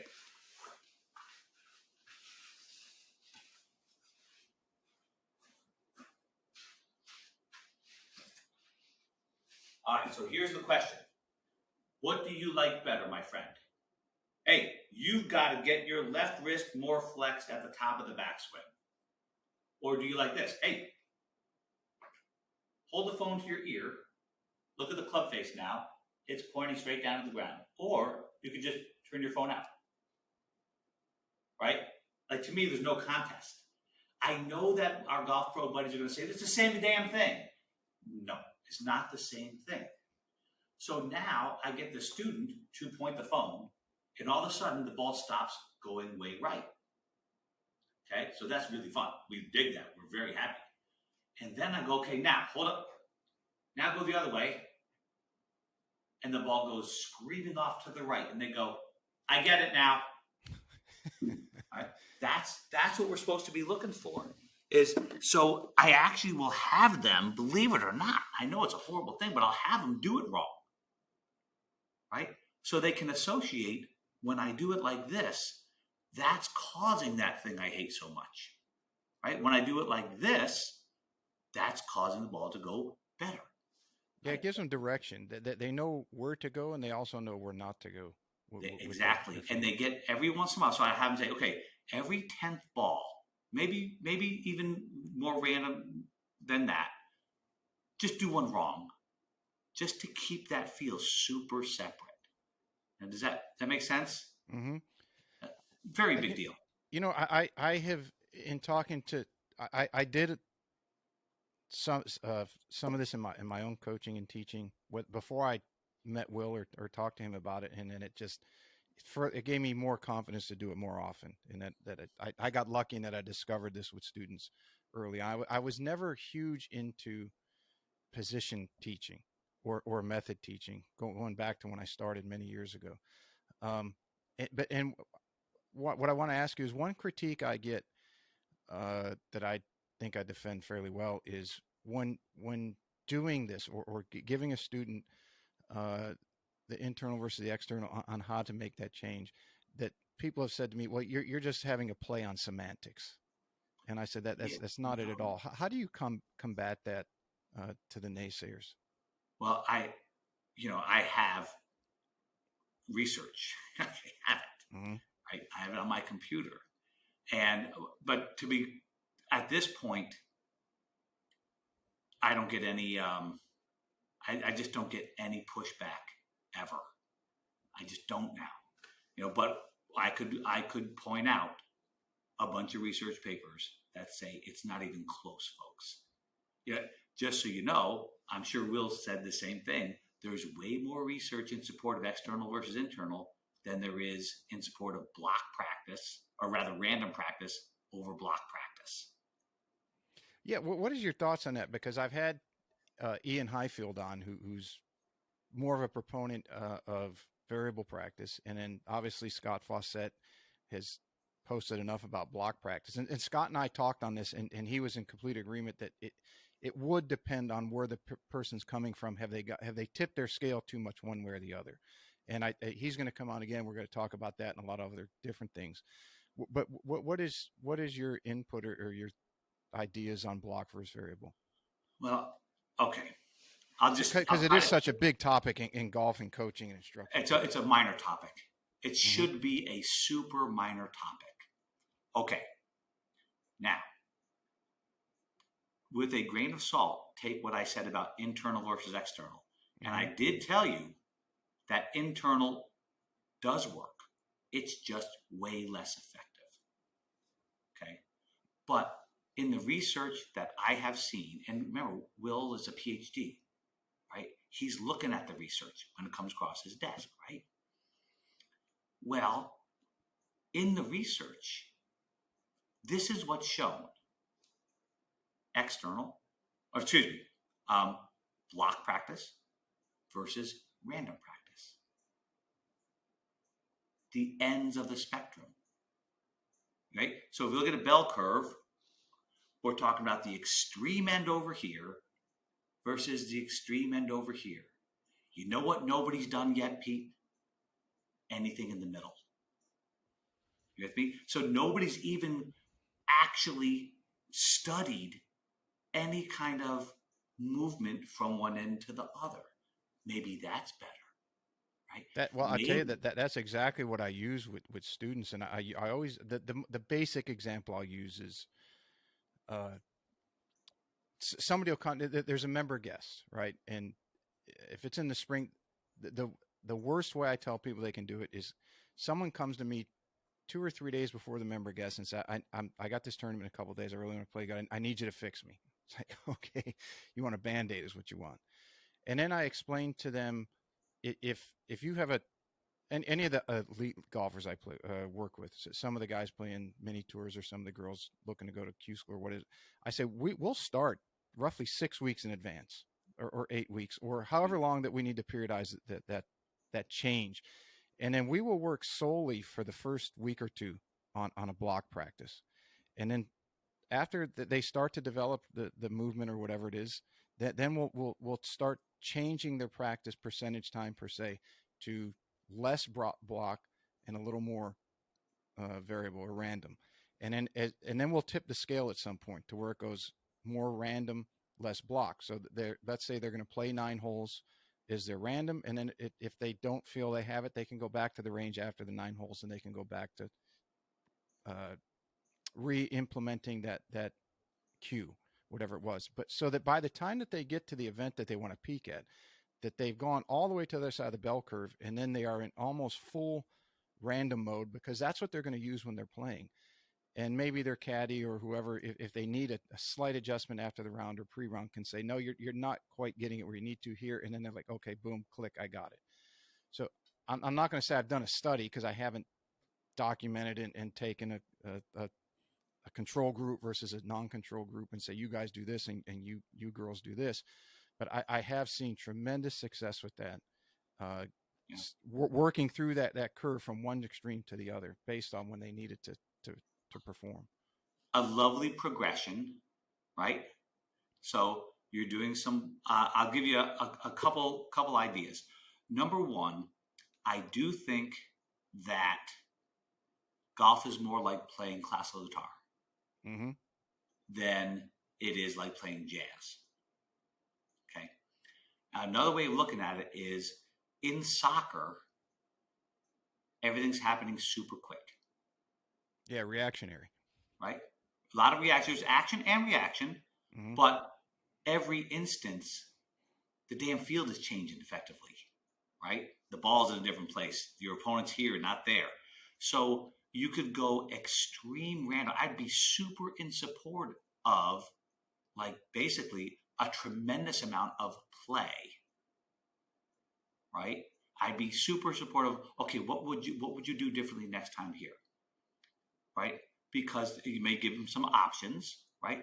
But I would say to you, I guarantee you that Ronaldo did an enormous amount of time with just his own self in that soccer ball, kicking it somewhere, dribbling it. He made the tool part of himself, right? Through a lot of block practice. Mm-hmm. I know that's not allowed to say. But he also was able to take those skills and go test. Maybe he's got a new move, right? And he would go take those things and go test them and go work on them in the real field of play. That's called scrimmage, right? That's the bridge, right? It's not, do I practice this and then go out and just play?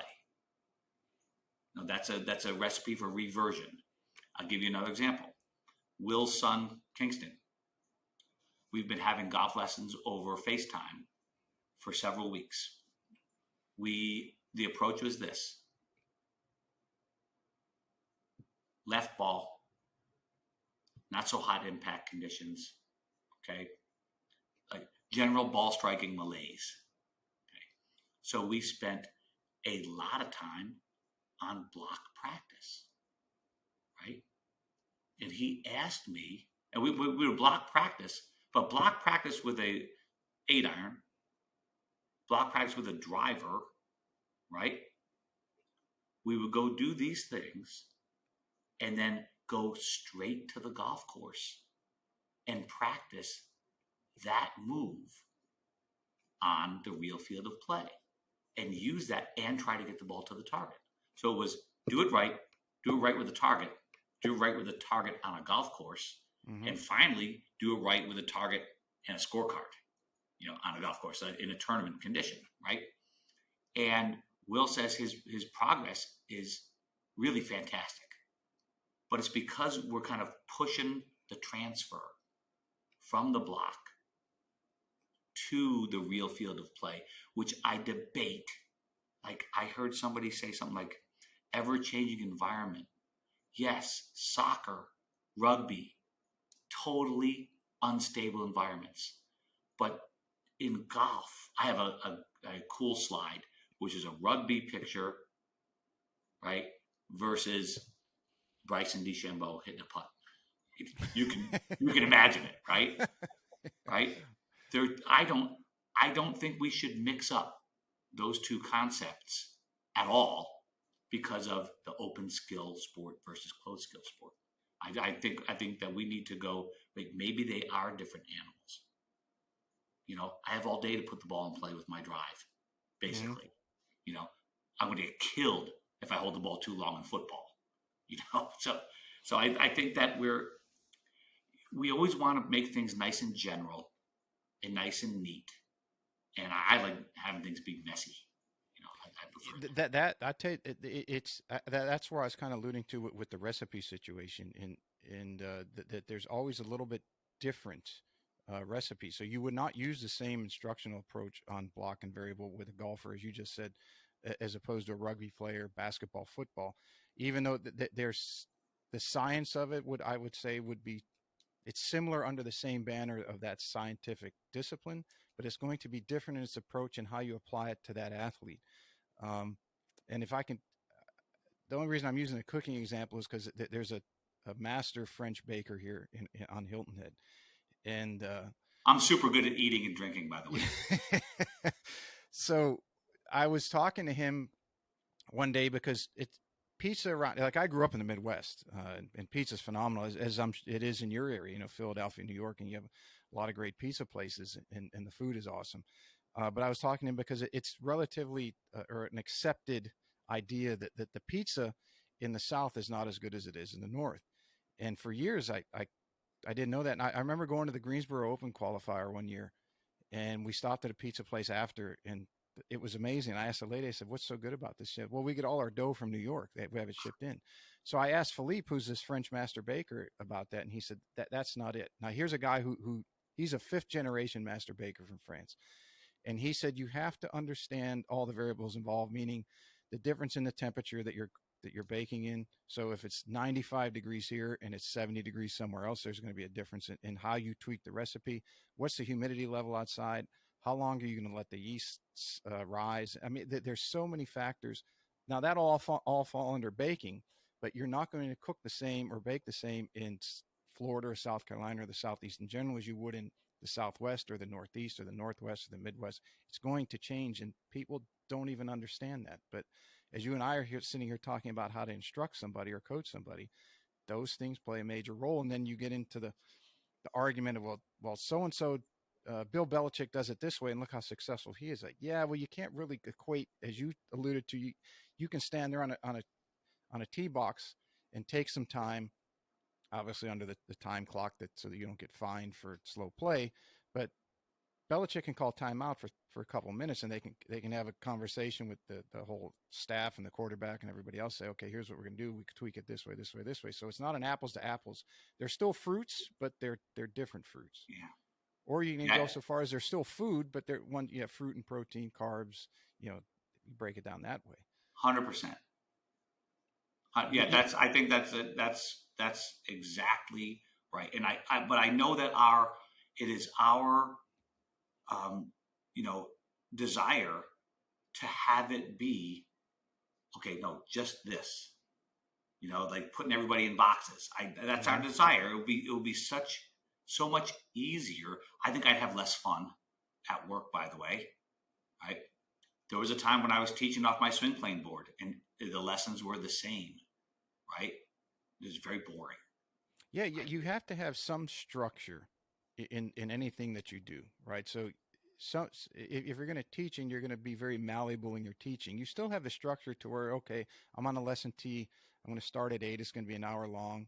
I'm going to have 8 to 9, 9 to 10, et cetera, et cetera. I'm going to teach Tuesday through Saturday. That's the structure or the rebar of the cement or the concrete that's out there. And then you pour the malleable concrete over top of that, which would be the teaching and how it modifies or gets changed from student to student based off whatever they need. And I think that's a science and an art unto itself that separates you from somebody else who might be a competitor in your area. And it's obviously you're exceptionally good at it. You continue your education and learning based off of not only just the all the different certifications you have and the awards, but just look at your body of work and the different types of people that you've been able to help at all different levels. Well, thank you. Had dinner with the Auburn men's coaches with one of my superstars. Mm-hmm. And they go, well, you teach everybody differently. And I said, no, I teach everybody exactly the same. Like, what are you talking about? I said, well, okay, here's my approach. Like, I look at the golfer. I look at all golfers, basically the same style. I'm looking at what they need. Now, that's the end of the similarity, right? Mm-hmm. So now it's different but the approach, right? The approach is very consistent. That I go into what does that individual golfer need, but it always starts with the same approach, right? I don't approach that girl different from that boy or that man different from that woman, right? I approach the thing with, okay, I have all this stuff at my disposal. I got to get in there, see what they're paying attention to, and then it shoots off into all the different directions it could be. But the approach is still the same, but it's based on their needs, right? And then I can go into any number of directions off of there, which again, that to me keeps it interesting for one, right? Because I'm not giving the same lesson, even though the approach is the same. I'm not ever giving the same lesson twice in a row. I gave a student my lesson last week. He dug that. You're working on this too. Good. Yup. This is my one thing. If I take care of this, I'm okay. And he got to work on the Dunigan move, which is stop opening the face on the way back, idiot. Because remember, you got to be nice to yourself. I maybe it was by chance. I saw the differences in the way that you approach how you work with people, whether it turned into coaching, but this would predate it. And that my aunt was getting her doctorate in child psychology and did a lot of work with B.F. Skinner. Whoa. And I was just a young kid, 4 to 7 years old. And I think she was in that industry for a number of years. So I just overhearing some of her talks. And I used to go, she taught at West Virginia University. And when I was 4 years old, and I don't remember what she was saying in her lectures, but I would go and sit in the class and do my coloring books while she would do her lecture. But the point is, I was introduced to that by default at a young age. So I had some understanding of the different ways that people learn and comprehend information. And then where I started to see a pattern in it was as I got into training myself, and that was kind of my hobby, weight training and how to do things like that. And like Tudor Bompa's book and Dr. Greg Half on periodization and training, and how do I utilize that into the program for how to get somebody to peak for a tournament they want to, whether it's a junior tournament, the city championship, member guest, Q school, whatever. And then I remember reading some of Charles Poliquin's work where he said when you train somebody, you have their chronological age. So is a kid, they're 14 years old. You have their biological age. So have they developed at a faster rate or a slower rate? Obviously the easiest one to comprehend is girls that are biologically more advanced than boys are, right? By the time I think girls are in mid to late teens, they're developed. Boys usually in their 20s. And then or 40. or 40. And then there's the training age. So if a kid has been playing golf since the time they were 5 and now you got them at 15, their training age is 10 years. Their chronological age is 15. Their biological age might be less.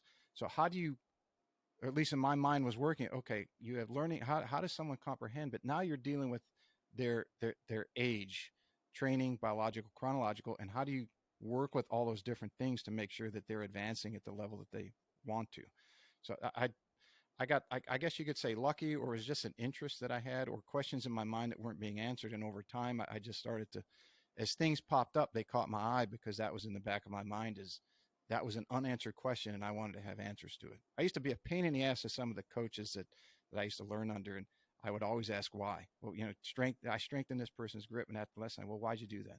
Well, sometimes it was because they had been taught that. So that never rang true with me. So I always was, I guess that what's led me to the podcast, I have a very curious mind and I want to know what the answers are to certain questions, or a lot of different questions, which is beneficial in a podcast because it allows me to have a lot of different avenues to seek, and hence the name Golf 360. But I always wanted to know, and just because somebody had done that or was taught that was not to me a sufficient enough answer, as opposed to, here's an example on the grip, Mike Adams grip test. So to me, that got to more of a satisfaction of the answer on why people should grip the club that they do, instead of just saying, well, this is the way we were taught and that's the way my mentor was taught, and it's been passed on for decades. That I think that's why there's some people who make a swing change and it works great. Maybe they just got lucky and now we're taught to swing it the way they're supposed to, or they learned internal variety. The teacher that they were at was one way and now they've gone to a teacher that's another way, and now their game's flourishing. But I always sought the answers to find out why people did things and excelled, and why they didn't do other things and didn't excel. So that's my rant. No, I totally hear you on that. Richard Feynman, the physicist, Nobel Prize winner, just run around the internet at one point. The phrase "first principles," right? So, is it possible to circumvent the biological versus chronological age business and just let nature do its part and concentrate on the first principles? So what do you have to do with a golf club to be successful, right? So here you are again.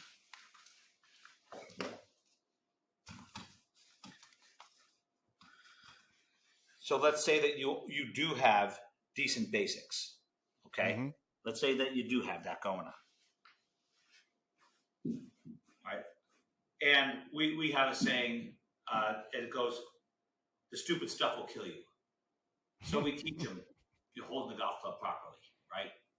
And all the setup and ball location. Fine. Okay, but the first principles are this. I need to take the stick, hit the ball that way. Mm-hmm. Right? Now, how does the golf club work?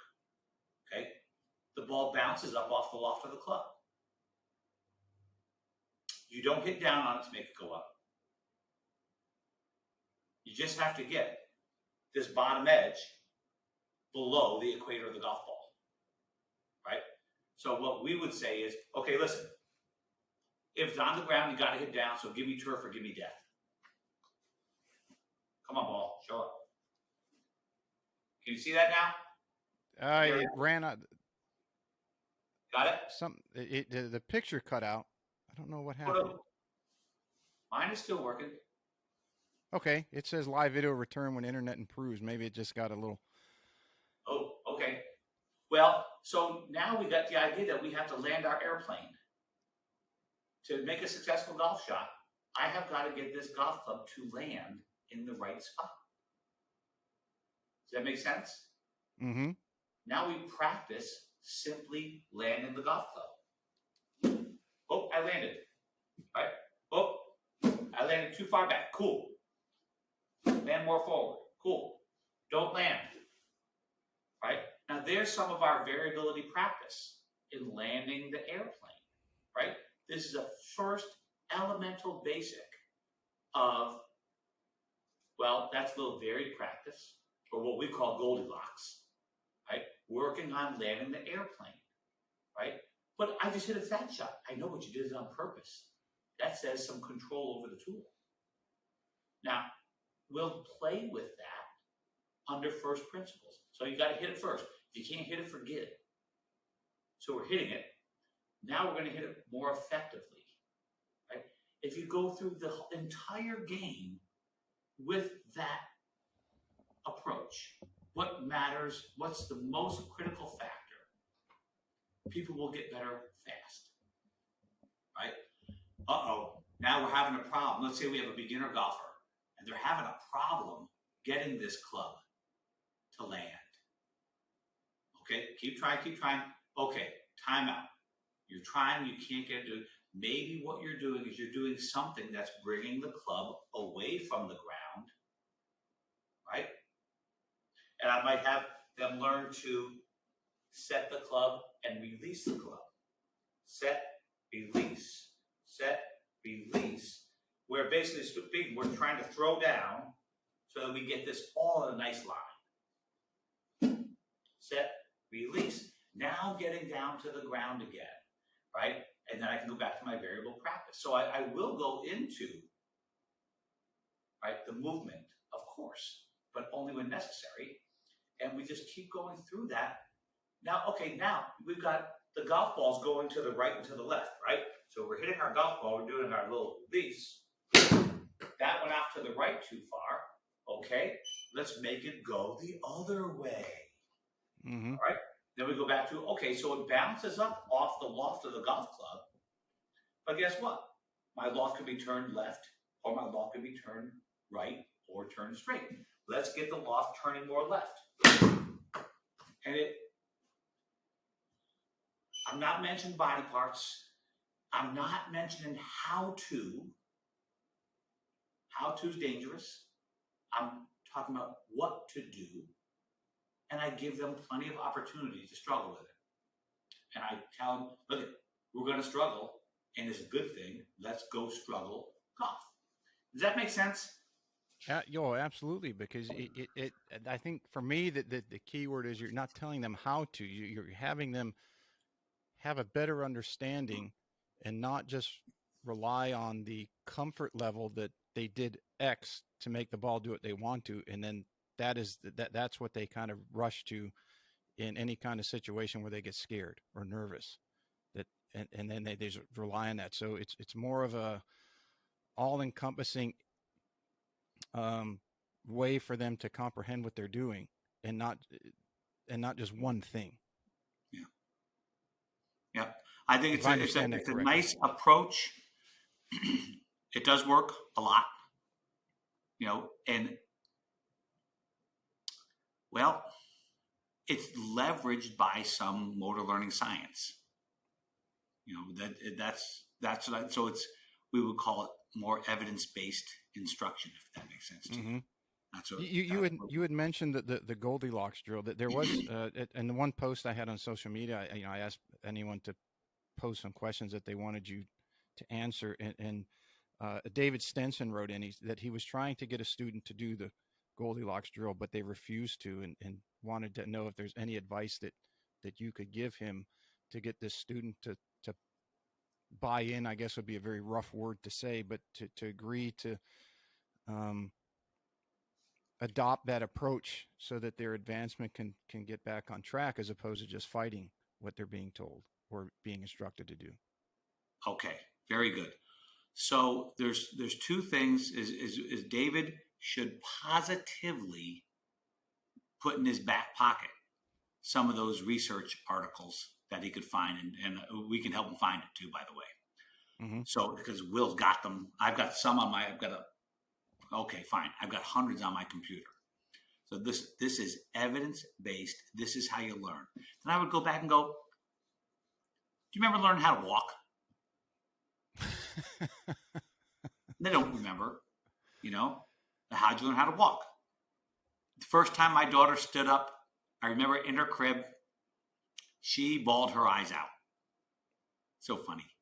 Then she was starting to stand up, and she'd stand up, and her head's the heaviest part of her. She falls back down, mm-hmm. and she stands up, and she falls back. But she has such a hell-bent on learning approach that she's going to suffer the struggle, not so happily, but willingly struggle to learn something that she really wants to know how to do. Right? So, wait a minute. I'd have to have that discussion with that person, right? But this is what learning is. You have to, the idea is you have to do it wrong. You have to do it right. Goldilocks. You have to do it too right? You have to go hot, cold, just right as a necessary. This is how a human learns, right? So if you're not, people want, and again, it's the whole culture of golf. People want their learning to be nice and tidy, and you just tell me what to do and I'll do it, right? It's not that clean. Learning requires making a mess. Sorry, and that person needs to figure that out, right? But when the person understands that, for instance, hitting the ball fat on purpose, hitting the ball thin on purpose, moving the divot too far forward, hitting the ball right on purpose. Wait a minute. What's the secret of golf again? To predict the flight. Mm-hmm. So when that person hits that flare to the right on purpose, I would say to them, hey, wait a minute. You just called your shot. Now, let's make it go left. And they make it go left. Oh my gosh, you just called your shot. Right? They understand that this is how I find these little, so I might get wide, right? I might have a wide bandwidth, way right, way left. And we're just going to, Will would say, titrate it down to where it's getting a little closer so that your brain feels it. So that it's not you, it's your brain, right? Now I'll separate that from the it's maybe less conscious control, but the intent is there where, okay, I'm going to get to go left. And maybe you try to get it to go left and your brain kind of works on how to do it for you. You give it the conscious cue of left and your subconscious goes, okay, let me arrange this stuff for you in the background. And then you learn, right?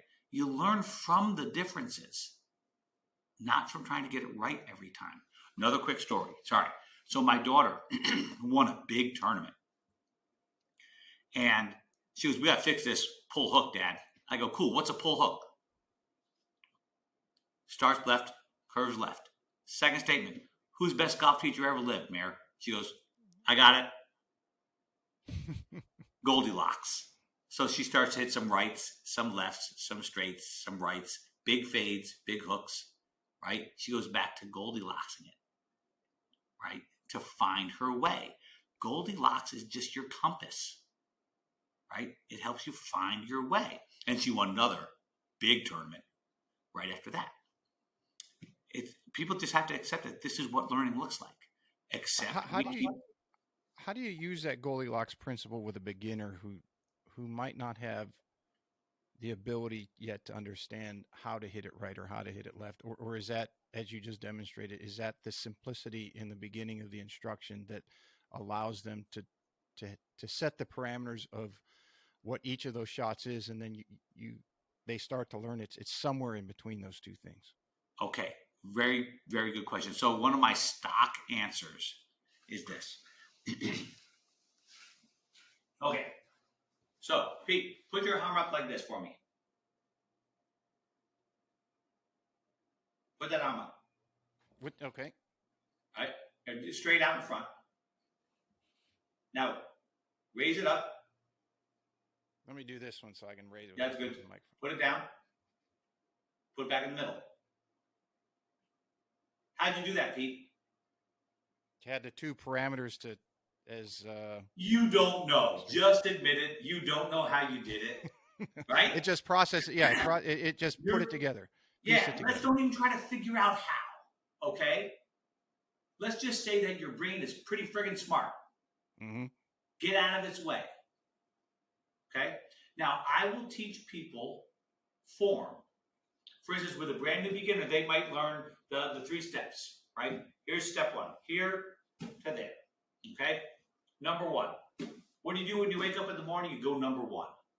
Mm-hmm. Now, number 1 has this little shape, which I'm sure we've all seen it a million times, right? But number 1 doesn't mean it lands in the right spot, right? So you can make a number 1. This way, we're doing it in a way that doesn't create all of a sudden pull away from the golf ball, or a up and away, or a down, But we have this form that's reasonable, right? Maybe not exactly like me, but reasonable, right? Then, okay, hey, now take that, and I want to see you take a chunk out of the ground, right? They go, what? Yes, look around, look at all the divots. It's okay. And they'll hit one, and they'll miss the ground. I go, cool, the ground is closer to the ground. Try lower. And they'll hit it. Now, don't hit any ground. And they start to realize quite quickly that they can, with some struggle, learn to land their airplane. Right? Now, when we talk about that, it's actually in your finding your way. This is walking. And you fall. You get back up and you go up the other way, Goldilocks. Right? So I do a lot of the Goldilocks just to help them find their way and then become more precise. I'll even tell them, okay, now we're going to make a deal. We're going to land the club on the ground every single time. Deal? Deal. Okay, so let's land it every single time, and your brain will probably figure out the precision for you, right? But they have to have the first principles. Oh, where do I land? I don't get under the ball, right? I don't land right at it. I land just over here after the golf ball, right? You give them that understanding, then you have them use the practice variability. And guess what? You have people who can learn golf. Okay? Mm-hmm. My beginners will probably swing in the first 3 months to 6 months better than people who've been playing golf for 20 years. Because they learn sort of with this way of learning.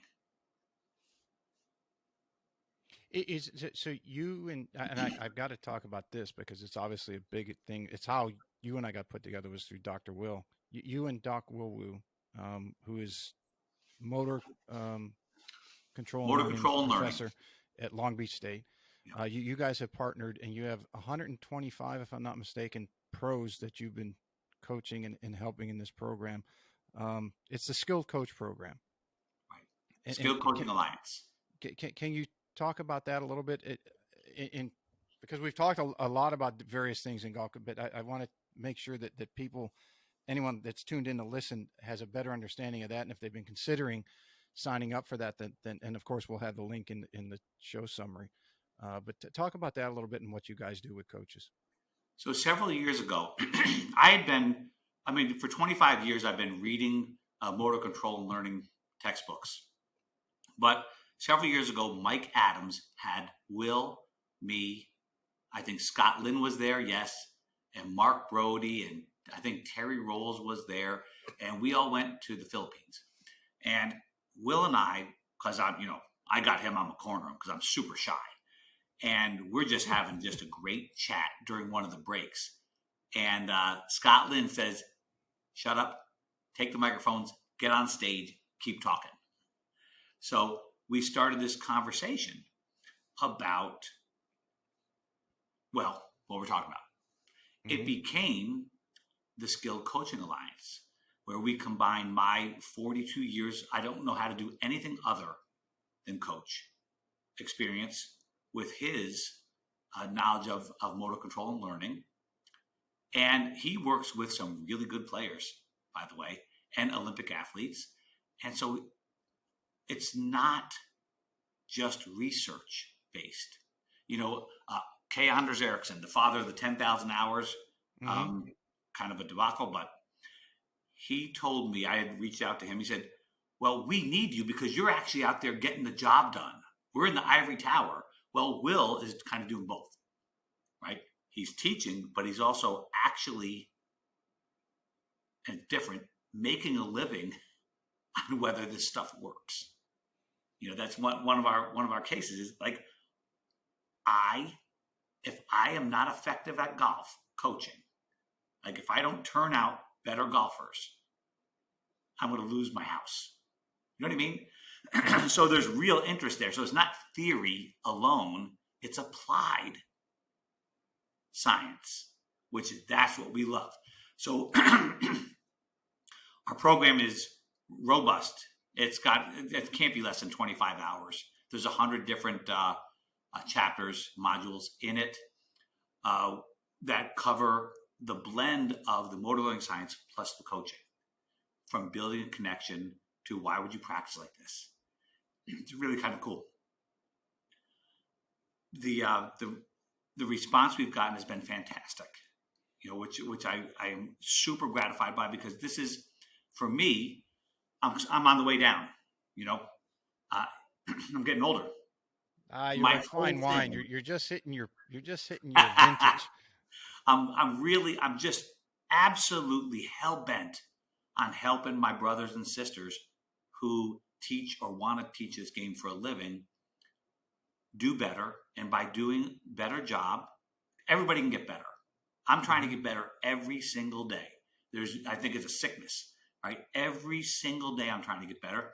But by doing better, by making people better, you're going to make a very, very nice living in golf, which is that's what I want, because golf pros are in a rough state right now.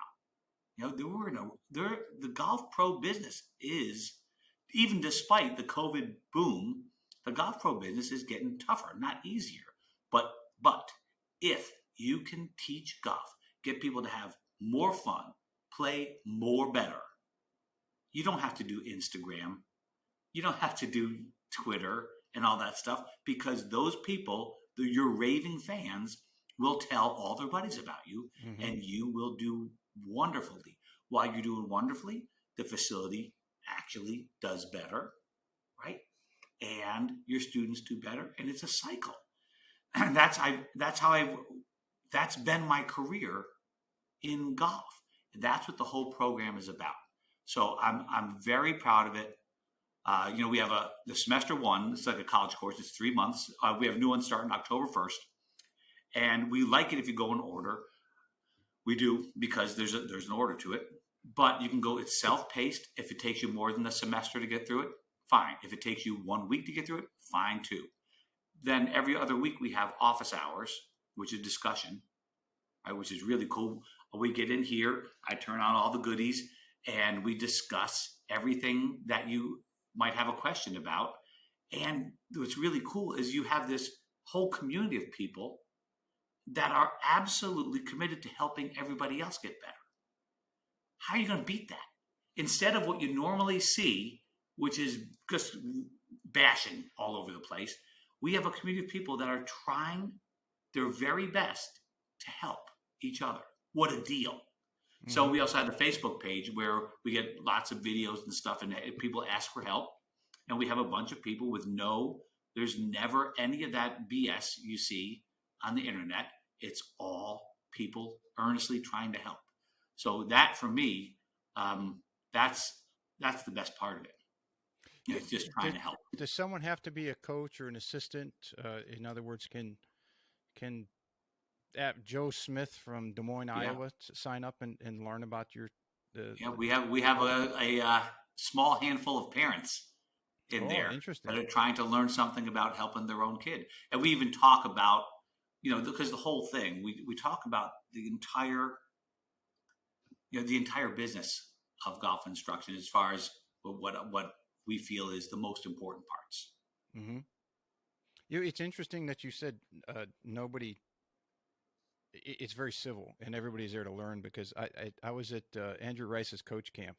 I think the last one that he had live before, that was in person before COVID kind of hurt everything. But John Sinclair was one of the presenters, and I think John was first that morning, so it's early morning, and he comes on stage, and before he gets into his topic, he said that morning he was reading the newspaper, and there was some, in the first section, not the sports, not there, but where the news was, and he was reading about there was some scientific discovery, and it was like something that the whole industry had not really didn't think was possible, but somebody discovered a way to make something happen, and the outpouring of congratulations and so on was there, and then they said we'll do our peer review to make sure, see what holes we can poke to make sure it's as legitimate as possible we're going to put out in the whole industry. But his point was that people were congratulating the person. He said, but and then you go into the golf industry and somebody will come up with a new theory, and the very first thing that coaches and instructors want to do is try to tear it down. Yeah. Which is a shame. It's everybody's experiencing many of the same things, and here's somebody who took the time to go research something, even if it might not be 100% correct. You're going to sit there and try to rip it to pieces before you say, that's awesome, have you considered this? It's tragic in our business, and I'm a big John Sinclair fan. We're friends. I think it is trying to rule the golf instruction universe. To be quite honest, I can't take more students. I'm not competing against John, Mm-hmm. right? So I'll steal, and he knows this. I will steal happily anything I can from him and put it in the toolbox, and that's what I think. I think that we're supposed to be doing. There's plenty of students to go around. I don't understand. It's very bothersome to me the way this is in our industry. Just look at Facebook. It's just so disgusting. It's disrespectful. It shows that we don't have our shit together as golf pros. That's what I think. But listen, if we could just say, okay, listen, I disagree with you. I do think that we should be able to say I disagree, but then you can't just say yuck. Mm-hmm. To my wife's point. You might want to say, if you're gonna post something up, why don't you post your reasons? Right? Would that be cool? Hey, I disagree with this because of this. And then maybe we could have the entire profession move forward. Wouldn't that be cool? Wouldn't that be really cool? So I think, like Will would say, there was one, I was at something and the discussion was on ball flight. And I'm looking at my friends going, oh no.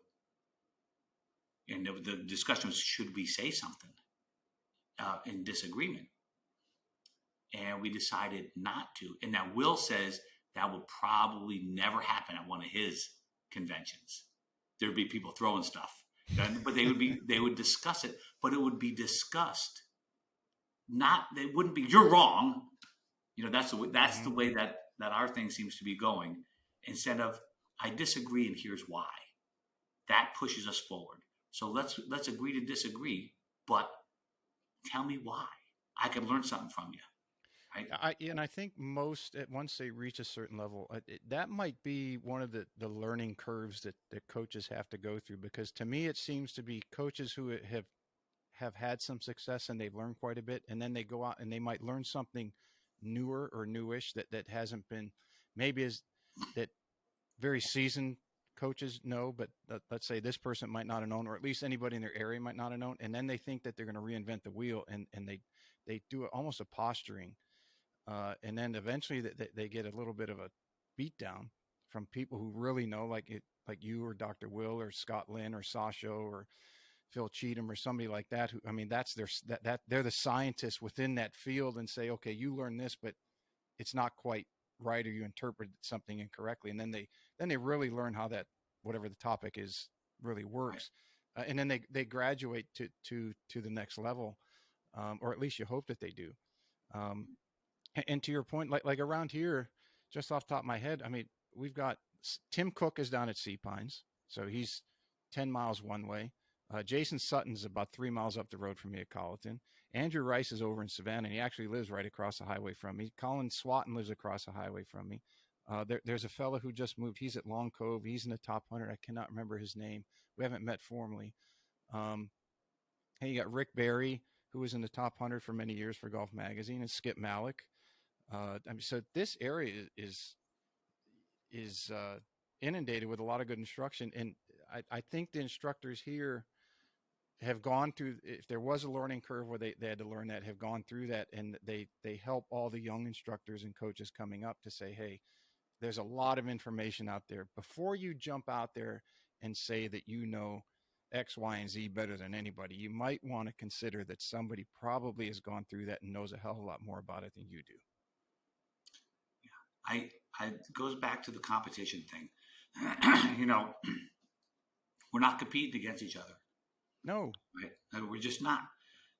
There's plenty of bad golf to go around. That's for sure. I don't need to knock another golf teacher ever. I don't. But I will concentrate on making myself better every day. Mm-hmm. And if I can help other folks make their stuff better, that's what I'm on about. I have a great life. It's because of this stupid game, right? Hitting the ball with a stick. Then you go hit it again. It's insane. But, the people who play the game actually value the time they get to spend on the golf course, right? And then when we help them enjoy that time, because everybody's very pressed for time, we help them enjoy that time better, right? We become valued to them, right? When it happens, they tell their buddies. It's not rocket science. Mm-mm. It's just not. I don't think anybody's serving their time well. I don't. My wife and I were just talking about the trolls, and she doesn't care. I don't care either. But my thing is, why? Why on earth? Why would you waste your time on something like that? And I'm not even going to postulate why. I don't really care. But it's just one of those things that, for us, I want to look at golf our job is more like stewards of the game. Mm-hmm. I think that's the PGA, stewards of the game. I did not make up that statement, but that's our job, is to keep the game going. I love golf. I love to hit that effing golf ball. I don't know why. I just love hitting that stupid thing. I love going out to the golf course across the street and go playing with my kid. I haven't got to play with her because of high school golf. And last night we went out and we got to play together. And I said, this is what it's about. This is being out there with my kid, right? And I hit some bad shots. I hit some great shots. She hit some bad shots. I've never seen her hit a golf ball that far yesterday. I'm going to give it on the runway-like fairway hardest. It doesn't rain here anymore, but that's okay. She outdrove her dad. Gosh dang it. But I just love it. And if we could make a good living out of this, that's like cheating, isn't it? Absolutely. Yeah. One thing I got. Go ahead. Well, one day I got to ask you, is in your and Doc Will's first meeting, why did you have to cut it short? Oh, actually, we didn't cut it short. As we cut it short to get on the stage and resume talking. Oh, so that was the first one when you went to the Philippines. That was your first meeting? That was the first time. Right? Okay, That's then that the makes first sense. time was we just started talking about this stuff, and I knew. So I know that I have a PhD in motor learning. I'm gonna be all over that guy's ears, right? And just talk back and forth and get his opinion. Um, because I'm more interested in getting my stuff better than being right. You get See, me? I asked that because I sent him a text the other day. I said, "Hey, John's coming on Tuesday." I said, "Get what do I need to ask him about?" And he said, "Ask him about why his our first meet was cut short," and Yeah, with a big that smiley face on it. that was it. So then we went. We just started. I went to LA, flew to LA to get to Irvine, and we hung out and we just had a blast. Like created because we're both trying what he wants, right? So he's worried that there is some serious misreporting of the motor learning science, right? There's some stuff being said that he's like, no, like the whole block versus random, Mm-hmm. right? It ain't that way.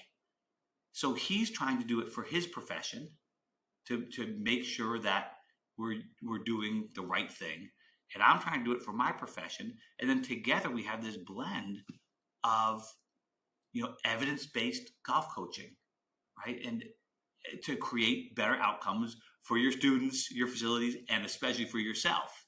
That's the whole reason for it, and it's just been.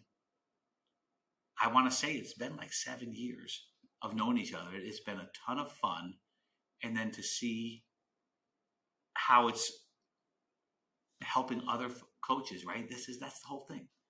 But That's one thing that I found very interesting on one of your videos, and I highly recommend people go to your website just to look at everything that you have. Um, you guys had a video about papers and science and studies, and yeah, I think that the term science has been so overused in golf and society in general. And you gave a great example of a scientific, so to speak, I'll say it in air quotes, paper where the study was done on the 21 hours that it took to develop a habit. And it was literally drawing a line from one dot to another. And yes, and it's like really that's going to be deemed that paper should never even allowed to be submitted as a scientific study because that really makes it it doesn't discredit people like Doc Willer, the people doing the real research and finding real information that is going to help people. But where I'm going with this is if you have a golfer out there or a young coach and they're inundated with on the internet with information and they're trying to find legitimate science, we'll call it. How do they know or where do they go to get those things? Hopefully they'll come to my website and they'll see they'll come to the show and they'll listen and they'll go to your website, Doc's website, and some of the other guests we've had on. But what would be your advice to them that you're inside of that world and they're trying to get into it and they're just like, wow, I'm blown away. There's just too much and I don't know what's real and not. right. Well, the what I had started doing years ago was, what'll happen is, and you'll see it, where there's a piece of research, and then there will be, a golf pro that cites the piece of research based on the abstract, right? What what I'll do, in fact, I was doing it yesterday. What will do is go and read the entire thing, Mm-hmm. right? So I want to know how the test was set up. I want to know I want to know the whole thing. Now, don't get me wrong, I can't do statistical analysis. I count to par and that's it, right? But I can make sense of the way they set up the test, right? And you can usually see that there may have been a bias. We set out to prove this. You can see that sometimes, not all the time at all, right? But you can see sometimes that there was a bias to prove this, rather than, hey, we're going to test it out, see what comes out of it.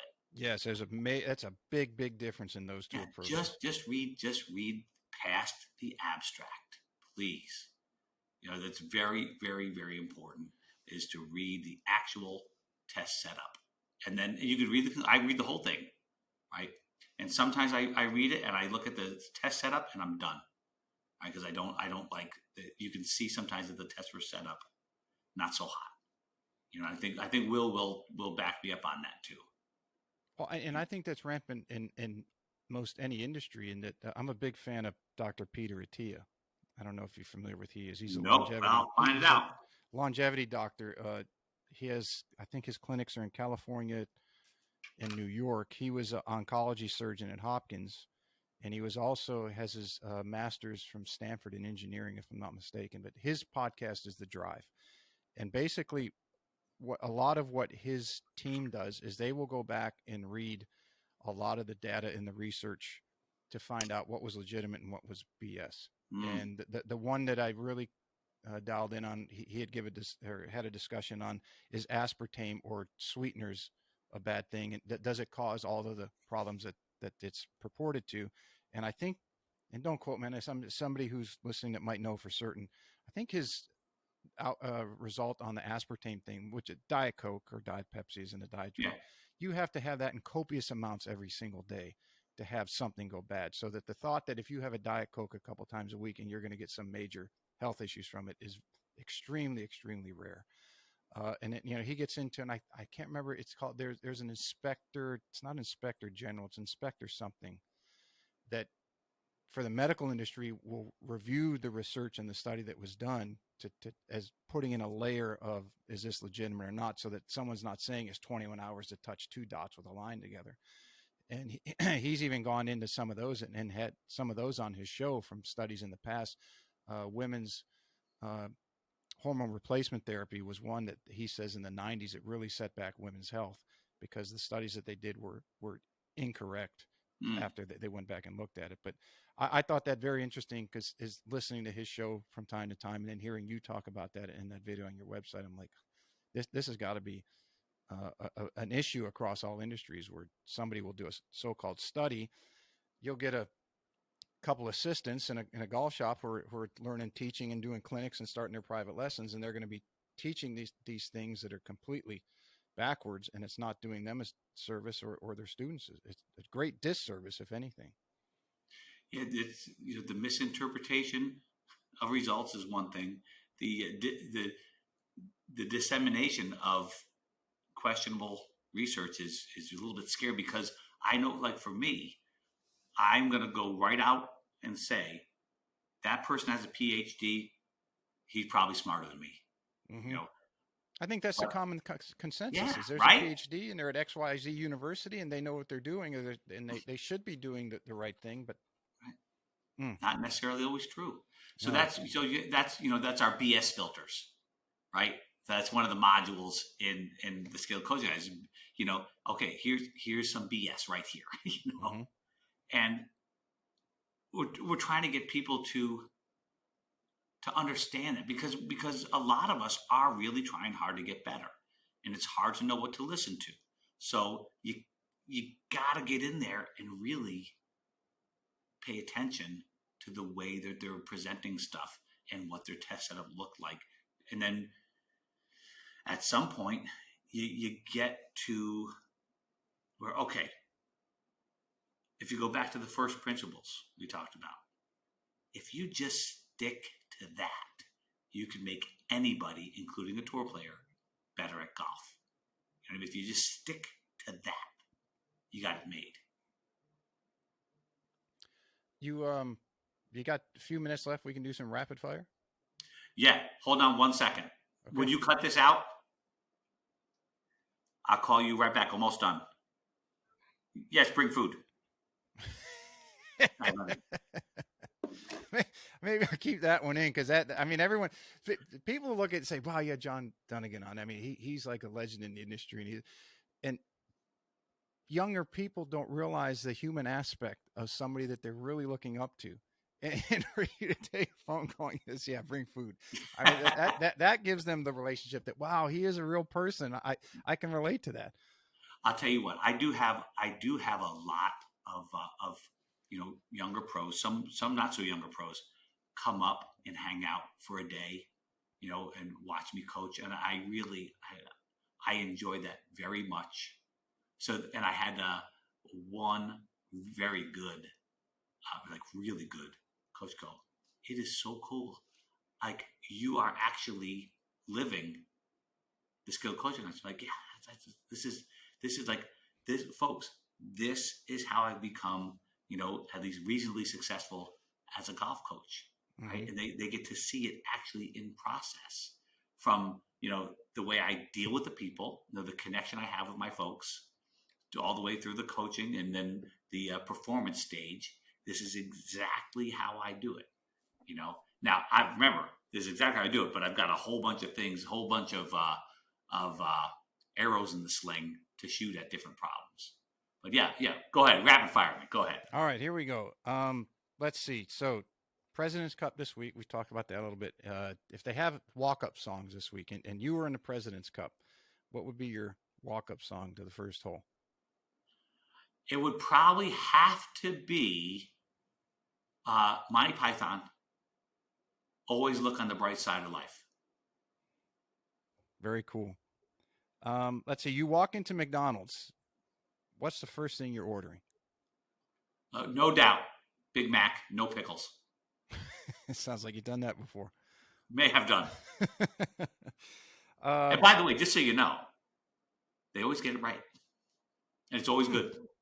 I might only do one once every 4 months, but. Yeah, I definitely can't do the McDonald's like I used to. I think I'm down to once, maybe a year, just to have the fun of the exhilaration of being a kid again. Good.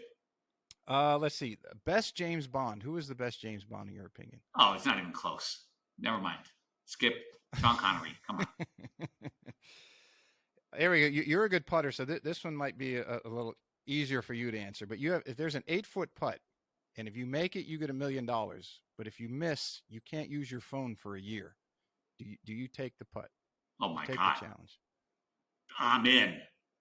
I don't care if I can't putt at all. You can have this stupid thing. It might be a blessing to get rid of your phone for a year. All right.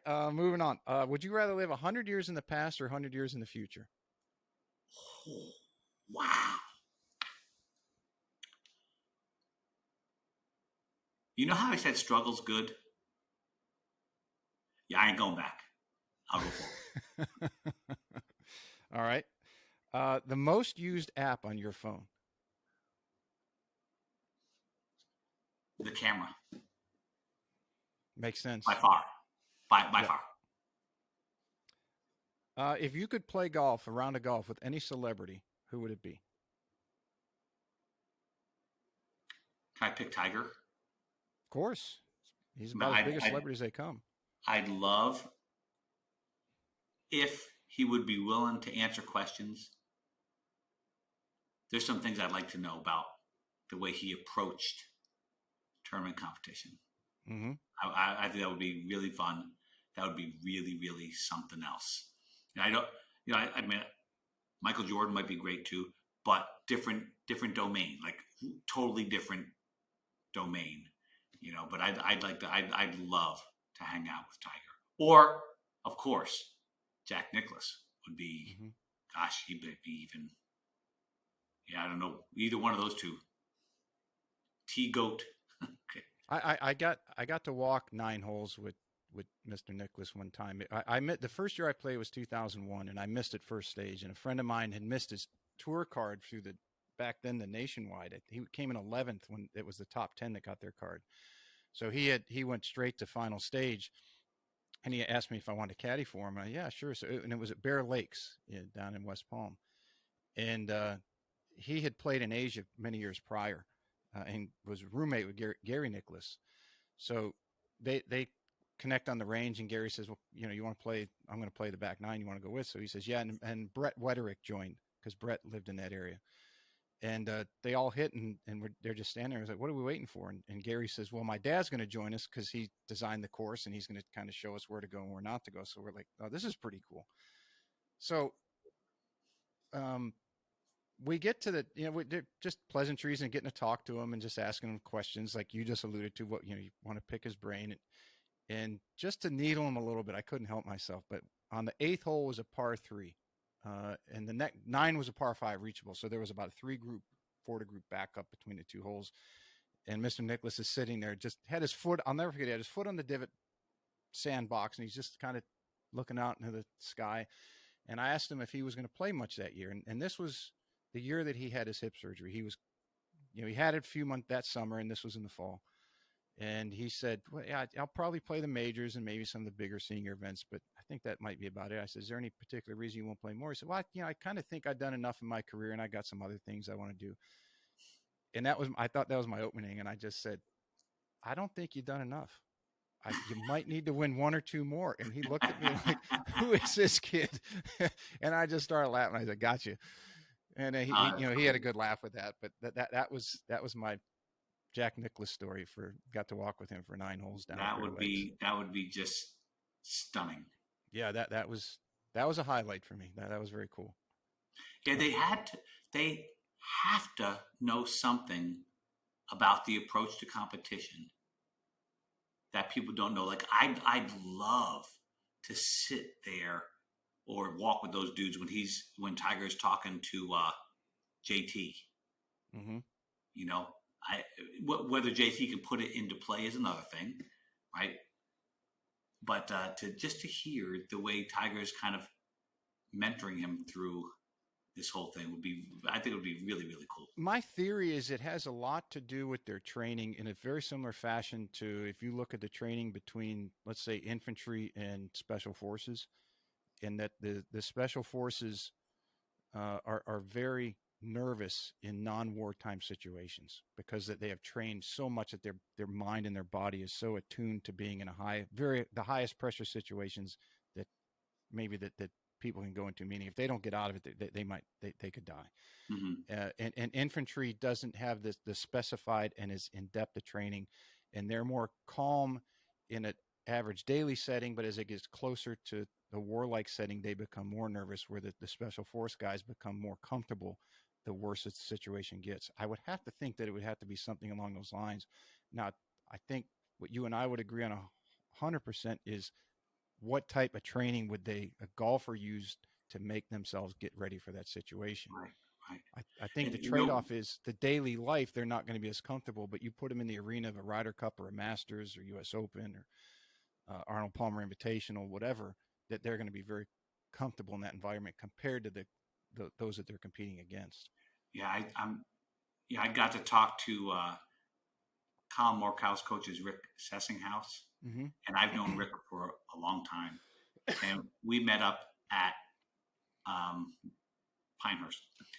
And I said, you tell me, I just watched your boy under the absolute highest pressure he could be under at the British Open. I just watched your boy stand on the tee box and go, tell me what you're telling that kid. He's like, nope. Well, I think that's the other thing is at that level, because as you've shown today, it could be the way that it's explained to somebody.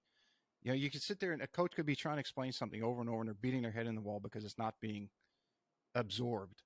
And just making it very simple in the way that you do could completely change that student's view on something. And then that's just like, wow, it's that simple. Yeah, maybe Rick has taught Colin that, no, this is why you play. You have an opportunity to have the most fun you can have with your clothes on. Mm-hmm. Game on, mofo. Yeah, you've played this game, meaning you when you're growing up, your friends, you have this 10-footer for the British Open. How many times have kids played that game waiting for their parents to pick them up from a golf course, maybe for an hour, over and over and over, and they dream about it, and it's exciting, and then they get in a situation, it's like, yeah, go back to being that 8-year-old or 10-year-old kid. Embrace it. That's what you've done this for. You've earned the right to be here. Be excited. Go have fun. I think you can train that into people. Mm-hmm. But I think it takes a village. Yes. Like the parents would have to be on board, right? There's a lot of people that have influence over those kids, and if we could get them in that state of, yes, this is why I play, not trying to avoid that, but trying to run toward it. That's what I think probably our number one part is courage, right? Our number one thing is courage. Get in there, run right toward the fire, have a plan, Have a backup plan. One question I think that I have started implementing with all students of all levels, and I have not had PGA Tour players that I've worked with. I've had very close, but from young kids to amateurs, college, pro, it's when they come to me, it's like, what would make playing golf more enjoyable for you again? Okay, because they're coming to you because they're obviously not playing good. But very simple question. As far as what direction we're going to take this instruction, what would it take for you to enjoy golf again? And of course, the very quick answer is going to be shoot lower scores. But if they really stop and think, okay, that's part of it. But along that path, what would be make this a lot of fun for you? And then I think that would be a step in going in that direction. Yeah, I think it's my experience says it's not lower scores. No, I think that their initial reaction at the higher levels, that would be their first. But if you make them think about it for a little bit, it's like, okay, think about it for a couple of days and we'll work on your whatever you have to work on now. But come back to me in a couple of days and tell me what would make this really fun for you. Yeah, absolutely. It would have it's something to do with I would put my expectations in the back seat and just be a kid playing a game, even if you're on the PGA Tour. You know, you're a kid. Oh God, if you ever got to make $4 million like Cam Smith did yesterday or 2 days ago, hitting a stupid plastic ball with a stupid stick, you should just be giggling to have that kind of opportunity to become a wealthy man from hitting the ball with a stick. You know, there's real shit in the world, right? Like and not to get on that off topic on that live thing, but I think one thing that those guys are doing a lot is having a lot of fun out there. Yeah. Go figure. Mm-hmm. Go so it's like, figure. What can you do to, and I'll never forget being a kid when I would do something, whether it's hit a baseball or kick a football or hit a golf ball, and the exhilaration to yell at my mom when she would come get me and say, "Hey, Mom, watch this." And if I didn't do it, whatever it was, let's say I didn't let's say I topped it, the excitement to grab another one and do it again. There was no focus on, oh shit, I didn't do it. Right. It was, let me show my mom what I can do. You know, to get back to that excitement. Right, redo. Yes. Right. That's what we have to do. And that I do think if you look at the PGA Tour telecasts, awful lot of guys look awful miserable. Mm-hmm. An awful lot of the time. Yes. It's almost like the posturing thing. They refuse to let themselves smile until it's over. Have fun. Right? And have fun playing a game. And I just wonder, I don't know enough of those guys. I wonder if they really remember that they're playing a game. Mm-hmm. I get it. They make their living at it now. And I get it. If they don't make the tour the next year, they have to go down to the Korn Ferry Tour. I get that. But it still is playing a game. Just a game. Yes. Let's see. Two more. Hollywood comes to you and says, "We followed your career. We're going to make a movie about your life." Who are you going to have them cast to play you? Jeepers creepers. Never thought about that one. Who would play that's me? A compliment. I like to come up with some questions that make not I necessarily would, rapid I would fire, say it would have to be my favorite, Tom Hanks. That's a pretty good one. Yeah, because he would get the humor involved. I think, you know. That's plus all the struggle and the humor. And then the last rapid fire, in your opinion, the greatest of all time golfer. T1, Tiger and Phil. Not Phil, Tiger and Jack. Yeah. So, and it's hard to say that Tiger's the best ever, but it's hard to say that he's not. Mm-hmm. It is not hard to say that Jack's the best ever. Right? Not hard to say that. So I think I'm going to have to go. I had to pick one. It's Jack. There. Okay. I said it. But damn, I don't think it's a question that there's not a wrong answer. Yeah. Yeah. So as we're wrapping up, what do you're working on the book? Any expected launch date for that? No, I'm working on it. It usually takes me a year to write a book. This will be number 4. The thing about this, world-class sport parent That's going to be a website with videos. The book is going to be video chapters, I believe. So I can just kind of riff on stuff because I find I'm better riffing than I am writing, if that makes any sense. And then I'll go back and edit the poop out of it, of course, and I'll have an editor do that as well. But I'll fill in the parts I miss in the editing phase. Yeah, like when I give speeches, I don't do a lot of preparation. I prepare, mind you, but I don't memorize a script at all. So I can kind of riff on it, which I prefer because it's a little more natural. So, and the one about the world-class sports parent, I think that is, unfortunately, I came up with that. And that's going to get in my way now. But I just think that is very important. Even from, how do you navigate the tournaments to high school golf, to being recruited for college? It's a big freaking deal. And my experience is, I just talked to a parent, her two twins, they're in college, they have committed, same school. And I was asking her about it. And she was like, yeah, no clue what to do. So from how do you encourage your kid to have, what's the steps to getting them through the right tournaments? When do you play AJGAs? When do you just play the local tours? And so on, and how do you handle their ups and downs, which kill you as a parent, right? When your kids struggle, no parent likes to see their kids struggle. So they try to snowplow all the struggles away, which you can't do. That's what I'm trying to do. So that's gonna divide my time, unfortunately. But so that's what it is. But it's like that's what I'm trying to do now. I'm really trying to make a much bigger dent in the golf universe, so to speak, by helping.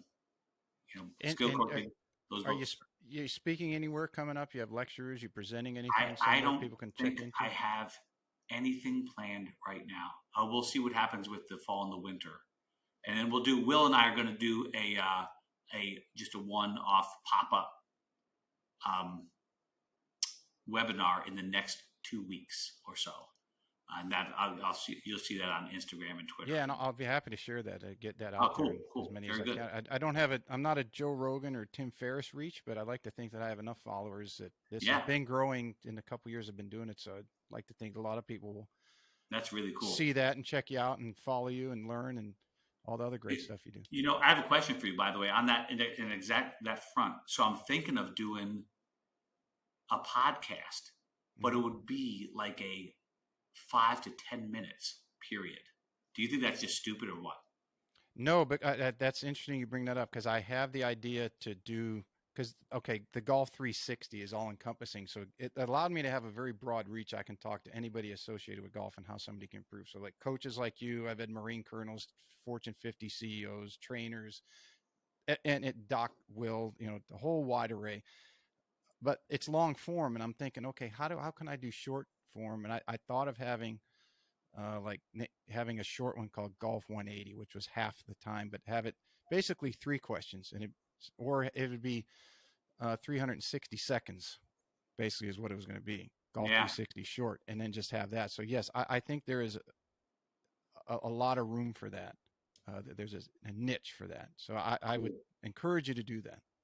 All right, I'm going to send you a message and ask for your advice on the steps to do that. That'd be cool. All right, very Happy good. to help.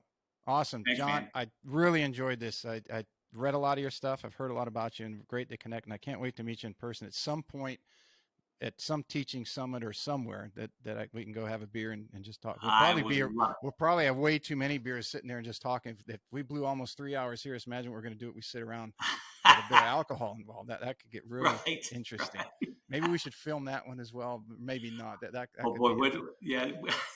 be great. All right. Well, thank you very much, Pete. I really appreciate it.